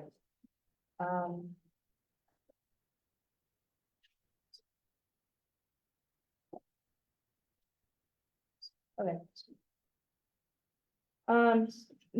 Still in the unit reports, group projects and other temporary committee reports. Senator Iden, would you like to speak on behalf of the temporary committee for financial transparency and efficiency? Yes, I'll be so fast. All good. Senators, we're doing really good on time, like we're literally almost done. But I'm going to knock on wood, because we only have a few more things left. But whenever you're ready. Thank you, guys. I had a real reason to do this. I also really wanted to come up here and count content. But so just some quick updates on our committee. I want to thank you guys all for helping us pass the bill with the requisitions. That's definitely gonna be a big help. But some updates regarding some financial stuff. At Monday at 8:30, Michael, our finance director, met with Tipalti, which is a online payment system. So who's gotten their honorarium from summer yet? Anyone? No. Cricket. Yeah, crickets. So you got yours? Okay, good for Dan. But so this is gonna be a form of direct deposit. I'm gonna send you guys all a demo on the system itself. It's just kind of like walking through. It's gonna be a lot faster than having, I think the estimate was like, it gets rid of 1,500 to 3,000 paper checks, like some insane amount. But we're looking on like an initial onboarding cost, but like per transaction, I think it's between 50 cents to $1, but it's gonna be the big upgrade. It's gonna be applicable with MIP. Any senators who want to, look at that, that'd be great, but they'll probably be on the floor sometime soon. And then just quickly an update on a resolution enforcing or for Section 8 of the Students Legal Code, which was what we passed on the 16th of October regarding campus designated pass-throughs. So as you all know, this is they're required to submit documentation regarding the expenditure of these funds. We actually I just wanted to get on the record that we sent out the notice on Monday, the 28th, to each department head. So each department head is reached. They've hopefully seen our resolution and the requirements. I just also wanted to talk to you all about, because a lot of the department heads are new, we established a 30-day timeline. I think people would be open to it if there is difficulties for whatever reason getting these fundings, just being flexible on that, but we can make those changes regarding the timeline as we progress. But the resolution has been sent out, and hopefully we get students more visibility on their fees. That's all.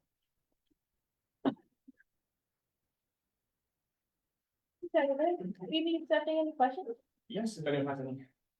senators? Senator Wondula? I don't have any question, I just want to say like. Thank you. I like your only two of us today. know. Senator Ganesh? That was, thank you very much. That was really fascinating. Because you repeat the part where about that you said after someone. Yeah, so basically, we're still on the physical paper check system. The finance team has been looking into a system called Tipalti, TIPALTI, for anyone who wants to look into it. There will be a demo that I'm gonna send out to the rest of the Senate, I guess with approval of the finance director. I'm sure he'll be fine with it, you know, I'll vote on it. But it's gonna be like a digitalized direct payment system. So no more paper checks. When honoraria is approved and everything is done, no one has to sign anything. I mean, like, you still do, but it's gonna be like a digital signature. It can be like that instead of making. Senator Ganesh? And when you plan, We're still in discussion with the finance team, but Michael feels pretty optimistic about the program itself and confident in it. It's pretty prominent in terms of direct payment. There's not like a ton of alternatives for something that big, but as soon as we have availability, like as soon as we can, once we are finalized on it, but I'll keep the communication line open between us and Senate. All right, thank you so much. Appreciate your work. Awesome, thank you guys.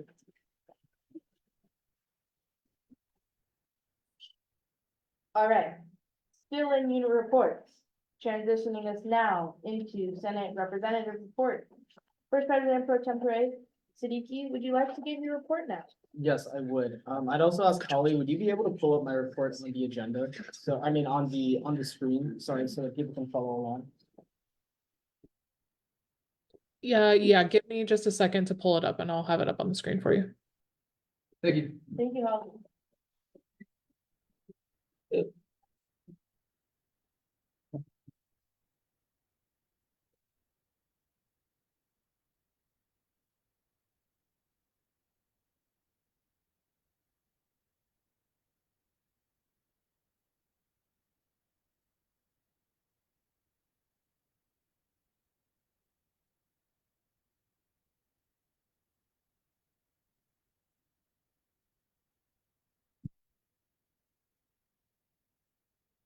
Thank you, Holly. Whenever you're ready, Senator. Excuse me, Chair, I just randomly lost connection to Wi-Fi. Okay, never mind, I'm good. Okay. I know this is what everyone has been waiting for. I just want to ask everyone and let you all know in advance, this will be a very detailed and thorough report. There's a lot of things I feel like I have to address with you all. I'd like to respectfully ask that please hold all questions until the end. I will try to go as fast as I can, but there are a lot of important things that I want to address. The first one is pertaining to, I guess, the back and forth between myself and Attorney General Carlson that we had earlier. So I want to state on the record that I met with both President Broadway as well as Attorney General Carlson before this meeting to give them my interpretation of the situation as well as how I think we should best proceed. In regards to Judicial Council, I have texted in the Senate leadership chat multiple times, pointing out the fact that they've not been appointed legally. I've mentioned this to the president twice. I actually just met with the president this morning and asked her to make the official appointment so that we can move on. I very much want Judicial Council to be filled. I've asked multiple times. I want the appointments to be on the record and legal so we can move on. I have absolutely no intention of stonewalling the progress of Judicial Council or using them as a political tool. I have made multiple attempts on the record to fill the seats. Going into my report, the key issue that I was discussing with Attorney General Carlson before, I think should be restated so that everyone can further understand. There's three kinds of levels we can analyze from. The first is standing policies and procedures, which there is a procedure for the IRP to do yield chairship for a limited amount of meetings. Within the bylaws, luckily, there is nothing pertaining to chairship. The issue that we are running into is the sole constitutional clause under the internal vice president's duties, stating that they shall be the presiding officer of the Senate. Now, what needs to happen in the long term is that a constitutional amendment needs to be made in regard to the internal vice president's duties, as we as a body and the internal vice president sees fit, so that going forward for future generations, there can be a solid understanding of what the law is and what the internal vice president is expected to do. That, any constitutional amendment needs to be ratified by the student body as a whole. Because we will not be able to get the turnout to satisfy what we need for a special election, we cannot put this on the ballot until spring, very realistically. Now, I want to go back to the debate over the terms presiding and presiding officer. So in my back and forth with Attorney General Carlson, I did acknowledge that the Roberts Rules definition of presiding officer is someone who physically chairs the meeting. However, Holly, if you would also be able to click on these links for me. I gathered two different sources. So this first one is from Merriam-Webster, which was mentioned from the the Attorney General himself, as regards to definition of the word preside. The first definition is to exercise guidance, direction, or control, to occupy the place of authority, to occupy a position similar, or to occupy, that's just an example. But the very first clear definition is to exercise guidance, direction, or control. If we are using this definition, the internal vice president is exercising guidance, direction, and control by convening the Senate Executive Committee bi-weekly, as well as meeting with Senate leadership, meeting myself and Pro Tempore Butler twice a week. Now, I want to pull up the second definition that I was able to find, which is the legal definition of presiding officer. It's under link 2. It states, according to LS data, a presiding officer is someone who holds an office of trust, authority, and command, and is authorized by the government to exercise a specific function. The point that I want to make clear to everyone is that I'm not saying my interpretation is right. What I'm saying is that it is very clear and apparent to anyone who does any research into the term that there are multiple definitions of the terms presiding and presiding officer, meaning that there is multiple interpretations. The procedure that we have laid out in the association is for judicial counsel to interpret the Constitution, just as the Supreme Court does, and make rulings based on their interpretation. Let me be very clear. I want judicial counsel to take this up as a case and make a ruling on this. I applaud it. I want it to happen. Until that can happen, we are in a legal gray area in terms of whether the internal vice president is abiding by their constitutional duties or not.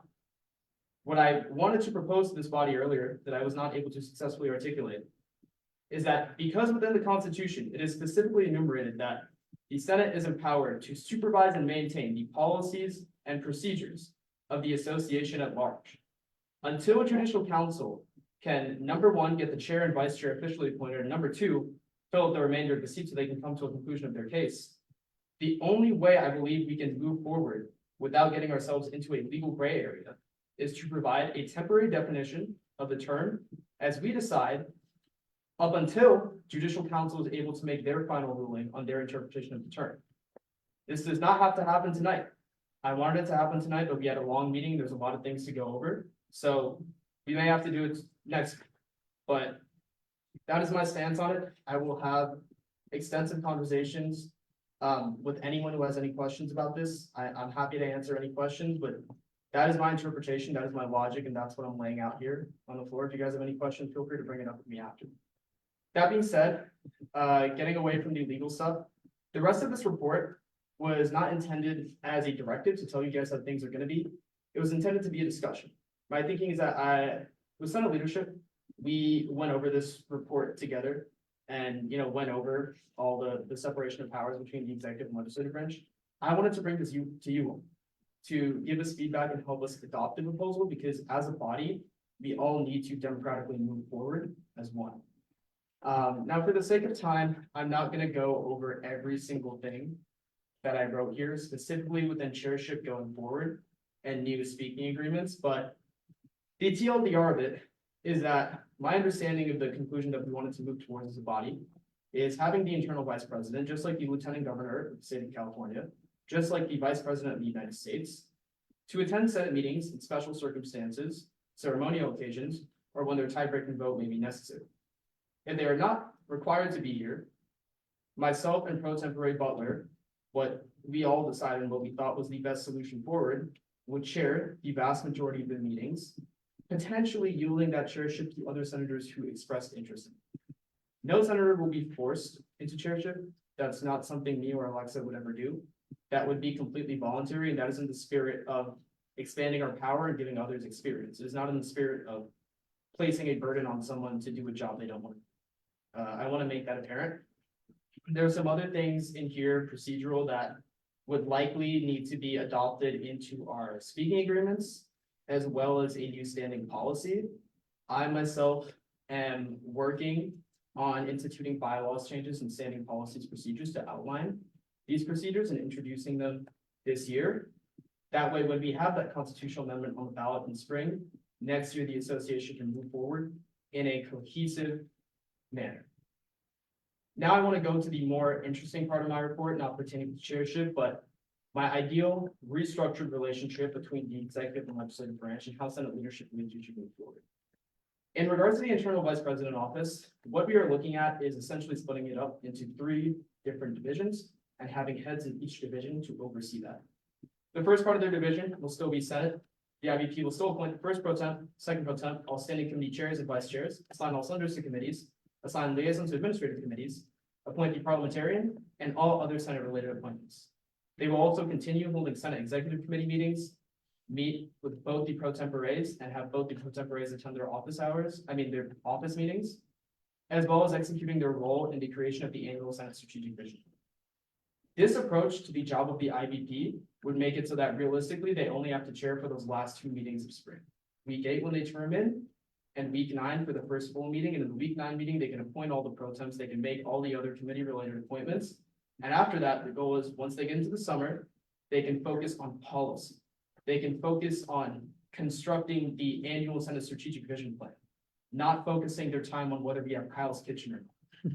I want the internal vice president to be focused on policy, and I want their role in Senate to be focused on helping us complete projects and making tangible change. Myself and the internal vice president are both in agreement that it is not useful for them to spend time here, essentially what feels like babysitting a lot of the time. There are so many internal issues facing our association. That's why I want to move to the second part of the IVP office, which would be the internal division. This division would oversee all aspects related to staff, technology, and finance. That includes human resources, auditing, organization, management, as well as all technological, financial, software, and other internal processes in ASU/CSB. This also includes working very closely with professional staff advisors, including Sean Lieberman, our tech person, as well as Michael Che, our finance person. I cannot overemphasize enough how much this middle section here is needed.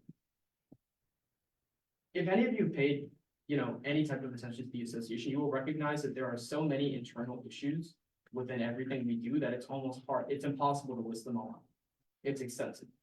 One of the reasons for that, in my opinion, is because you do not have a dedicated executive officer and a dedicated executive office focused on solving these problems.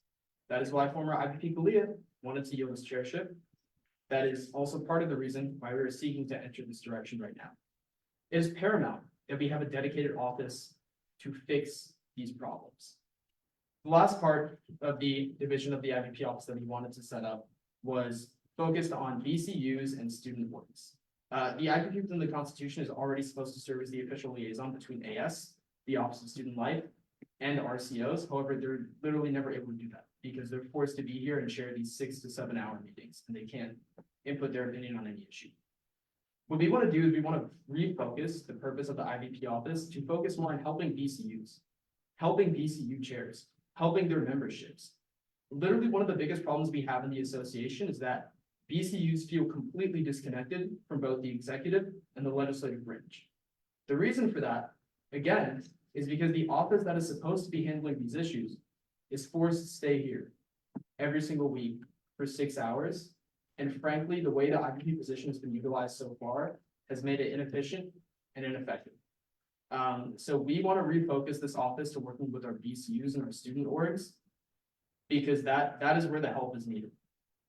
Moving on to the roles of the first and second pro temp, most of it will remain the same as it is. Any projects that you guys want to work on, any collaboration you want to have with BCUs or executive offices will be facilitated by me and Alexa. Both me and Alexa were chairs last year. Alexa has great knowledge and insight as to how AS works. So do I. And we're more than happy to help all of you with all of your projects. The one duty that we are offloading from the IVP that they currently don't have is setting up the meeting logistics in terms of food and the venue and catering. I'm sure you guys aren't aware, but there's actually a lot that goes into making these meetings possible. Like a lot. Like me and Alexa meet with our executive director and staff for at least multiple hours a week just to plan out the meeting. Forget the meeting itself. And so also me and Alexa now having staff with the new legislation that was introduced will make this way easier to actually implement. And all of these things that I'm discussing, I want to eventually introduce as bylaw changes. The reason why I'm going over them now is because I want you guys to be able to look at this, dissect it, and provide your own feedback. The third part of this is not related to chairship of the IVP and Senate leadership at all. But it's a little idea that I had after talking to several people inside and outside of the association, and also in my meeting with the president this morning, which she did. To be clear, we did not get into specifics, but when I described the idea here that I'm describing under section 3, she seemed to be on board with it.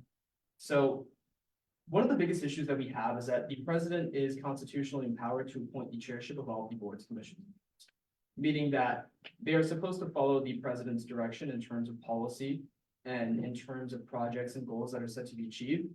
The problem is that no one can manage 36 people on top of having an office of 15 people, on top of having 1 million meetings a day. It's virtually impossible. The president already has a cabinet of around 9 to 10 people to take care of certain functions within the association. That includes the chief marketing officer, the chief financial officer, the controller, the attorney general, and several other positions. One of the huge problems with associated students is that we have become a worse version of CU. What I mean by that is that we are a cluster of student organizations who frankly don't benefit from being an AS at all. They get paid almost nothing. When they do get paid, they get their checks 3 to 6 months late. They have to deal with senators changing their entire job function and not even being consulted. More so the other cluster of issues facing the association. The reality is that Associated Students was designed to be a student government. It was not designed to be an offshoot of CU. The reason why we have BCUs is to engage in policy work and projects and hosting events.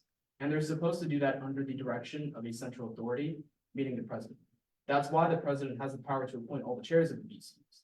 However, because the association has grown to such a scope, it is virtually impossible for the president to ever manage any of the BCUs, which is why that never happens, which is why they act as autonomous organizations. However, that's not the way the association was intended.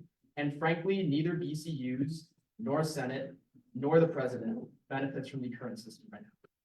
So what I'm proposing is expanding the president's cabinet to add around 4 to 5, maybe 5 to 6, we'll have to see, mission-specific intermediary leaders, each overseeing a cluster of BCUs under them. Now, what I mean is that I want you guys to think about the formula I had with the Senate Strategic Vision Plan.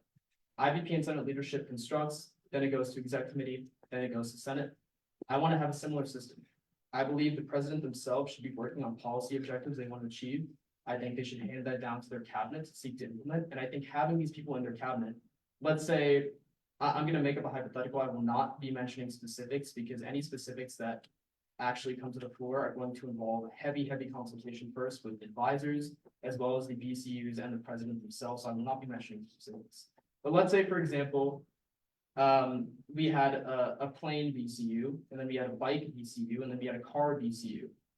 what I would do is I would appoint an intermediary leader called, I don't know, Director of Transportation.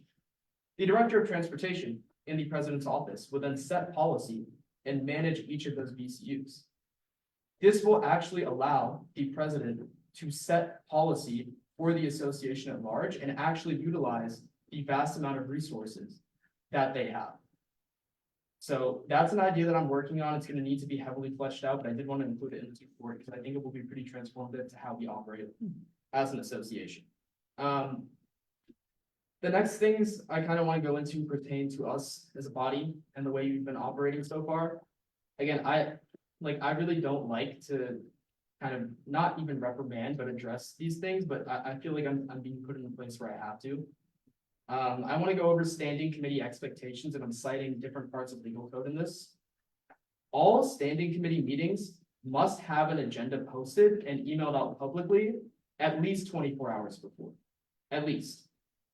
All standing committee meetings have to be made publicly available and accessible to the public. Not doing so puts the association at legal liability of being sued over the ground. Oftentimes in these committees, we are passing monies related to student fees. We are introducing legislation to the Senate that is transformative.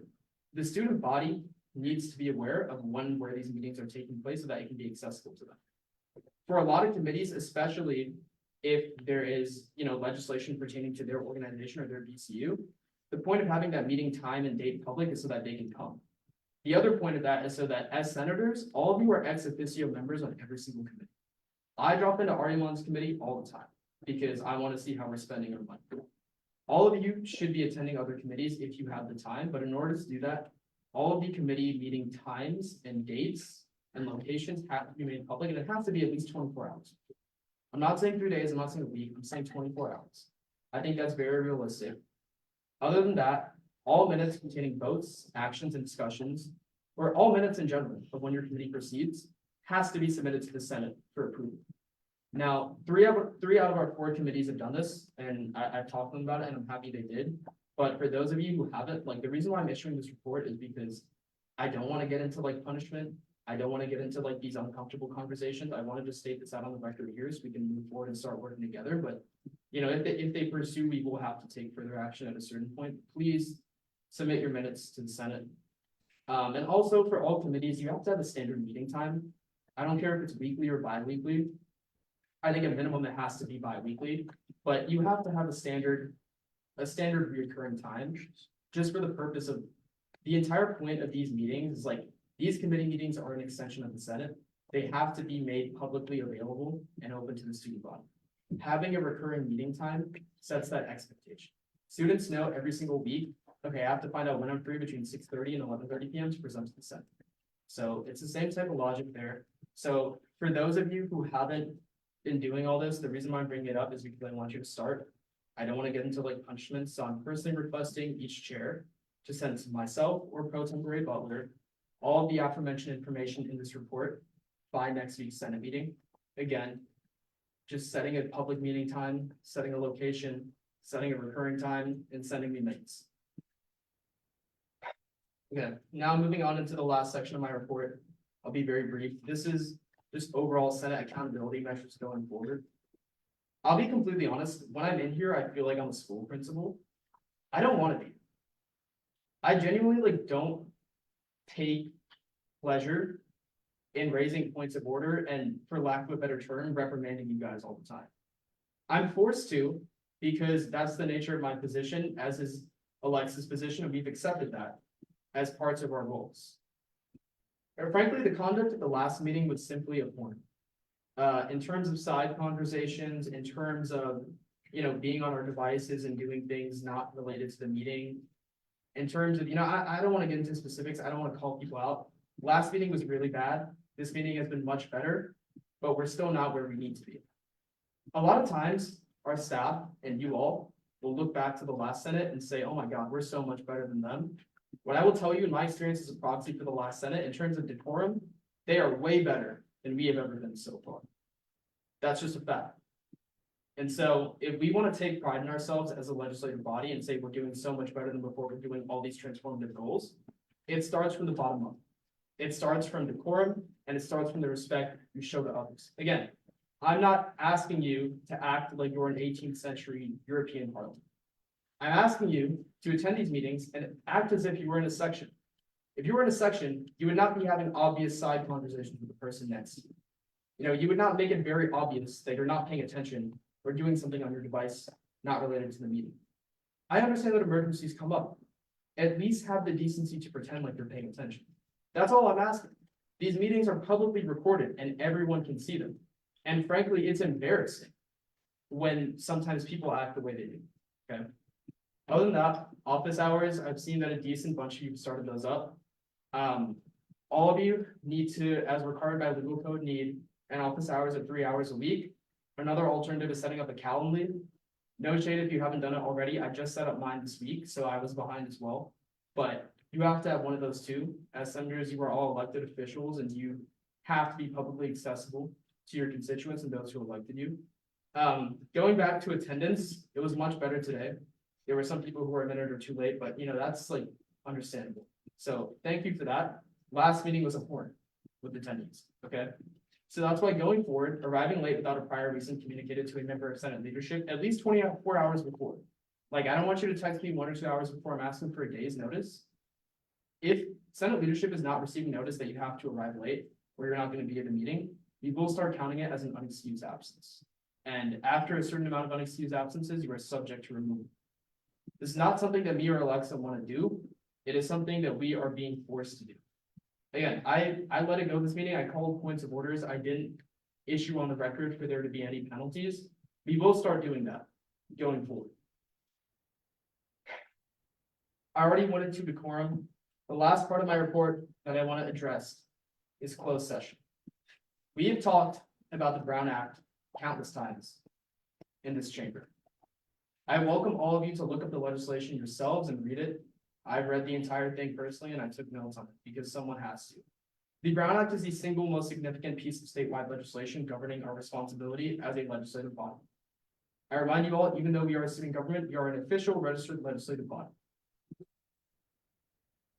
Those who are violating the confidentiality of the closed session, like, I don't know how much more I have to emphasize, like, this is not a joke. There are genuine legal consequences if it's found in written or factual proof that someone is violating the constitutionality or the confidentiality of a closed session. The association at large can be sued by the state government. So I'm saying that to say, if I find out that anyone has violated the confidentiality of a closed session meeting, I will be personally seeking to take action against them. I don't care who you are. I don't want to do that, so don't make me do that. Me and Alexa don't want to punish you guys. We're here to achieve things together, collectively. We have a strategic vision plan. But at some point, the foot needs to be put down. And I've tried as best as I could as a leader and as first pro temp to be stern and be authoritative, but also be kind. And at a certain point, it does feel like that kindness is being taken advantage of. And so that's the reason for this report. This is the last time I'm going to state all of these things out in the open. Again, they are expectations. They're already expected parts of your duties. I shouldn't have to be addressing this. Any further addressment of these issues is going to result in penalties because it's already an expectation that has been broken several times. And now I'm telling you all on the record what they are so you know going forward. That's all for my report. Thanks, Senator Siddiqui. I truly appreciate your work and your commitment, not only to Senate, but the association at large. We have 5 minutes for questions as we digest this report. But I would like to encourage the Senate, if you would like to discuss with me and Dan further, if it be on phone call, text, one-on-one, like, please let us know, we're available. But yeah, any comments, questions to Senator? Thank you so much for your report. It was really interesting. I just had a quick question. It might be a little stupid, but if I send an agenda out, I can still make changes to it, right? Is that? Yes, yes. Okay. Yeah, that's it. That's all. Senator Kasani? I have 2 questions. My first question is, for the committee requirements, like, the 24-hour agenda, Does that also apply to temporary committees, like ad hoc committees? Yes, It does. actually, thanks for bringing Oh, that up. okay. It does, yes. It's so, in the bylaws, it's laid out for the standing committees to do. I'm not sure if it explicitly says it in the bylaws for temporary committees. However, if it's an extension of this body, it's a legislative body and it's subject to the Brown Act. So. Okay, so my Jewish one, I would have. And then also I have, sorry. I have a question about office hours. Where would these be posted? So, okay, two questions. Where would this be posted to, if I put it in my like email signature, is that good enough to read? Has the Senate website been updated, and if so, will our office hours be posted there? Yeah, great question. Thank you. So first of all, the requirement is just to have the office hours public. However you want to do that, it's up to you. You can make an Instagram post as others have done. Me, I just included it in my email signature. So you can do that as well to answer the second question. I think that's sufficient enough in making it public. I would also just encourage an Instagram post though, or just something, just so that, because you're not gonna be emailing everyone all the time, just having something there in writing. And I haven't done this myself. Once I hire my social media person, I'm gonna get them to post my office hours so that people know where and when to reach me. What was the third part of your question? Oh, the Senate website. Yes, so right now, I believe we have a web development director in the IVP office who is working with staff and coordinating that, but it will take some time. That's been updated since like, I don't know, 72nd Senate. Yeah. And Jesse Gonzalez was first run time. So it's been like 3-4 years. It needs to be updated. They're working. Okay, thank you. Echoing that point, Senator, I literally was having a conversation about this with, IVP earlier today. Their, web development director is, getting access right now to the website. So Okay. that they're able to go in and make the changes. Yeah. All right, thank you so much, Senator. I appreciate you. All right. Acceptance of calendar. Do I hear a motion? Senator Kadar. Motion to accept the calendar. There has been a motion to accept the calendar. Is there a second? Senator Wayne. Seconded by Senator Wayne. We are now in discussion. Senator Wayne. A question has been called. Is there an objection to the called question? Question, Senator Amin? Yes, is the same thing you made for second allowed to also pose questions? So we have definitely done that before. Yeah. Senator Siddiqui, is that allowed? Do I you know we've done it before though. We definitely have done it before. I wish Mingjun was here. I miss him. I don't. I think it's fine. I think it's fine. Well, I know that we've done it before. I don't think it's against Robert's Rules of Order. That's more of a Mingjun question. I wish he was here, but I mean, for everyone's like simplicity, it'd probably just be better if someone else did it. Yeah, okay. We Would can you find like out to later. rescind your called question? Okay, we're now in discussion. Senator Wahidullah, Call the question. a question has been called. Is there an objection to the called question? Is there an objection to the consent? Seeing none, motion passes. Could one of my pro temps please take that down in the agenda? All right, if I am not correct, we are ready to adjourn this meeting. Is there a motion? Senator Ide. We accepted, okay, this is just like for procedural purposes. It's not, currently it's under the consent calendar, which is not acceptance of the agenda. Where do you? The consent calendar is an entirely different body. I was wondering if there was even items under the consent calendar, but I don't think you saw my hand.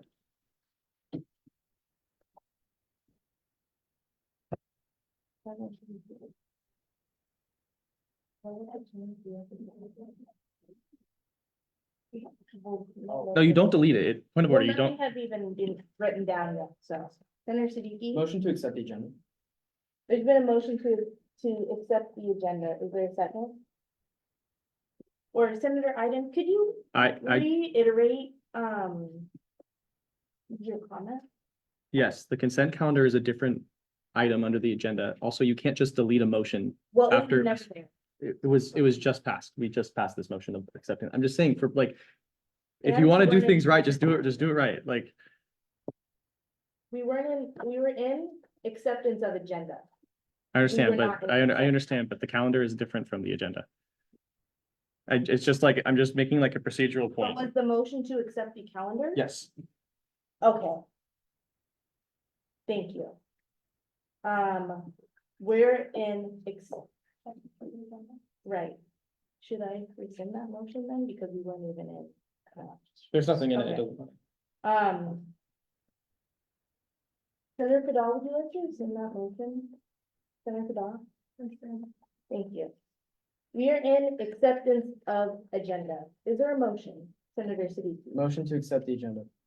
There's been a motion to accept the agenda. Is there a second? Senator Kadal. Second. Seconded by Senator Kadal. We are now in discussion. Senator Martinez. On question. Question has been called. Is there an objection to the called question? Consent. Is there an objection to the consent? Seeing none, motion passes. Okay. Now, without further ado, please object me if I am incorrect. We are ready to adjourn. Do I hear a motion? Senator Singh. Motion to adjourn at 22:56. There's been a motion to adjourn at 22:56. Is there a second? Senator Kadal? Point of order, we have to say the right time, I'm sorry. But that is military time. With my interpretation, that's the correct time. But can you make it 22:56 on the agenda? Are we in discussion still? Oh, Senator Martinez, call the question. Question has been called. Is there an objection to the call to question? Is there an objection to consent? Being none, motion passes. Why?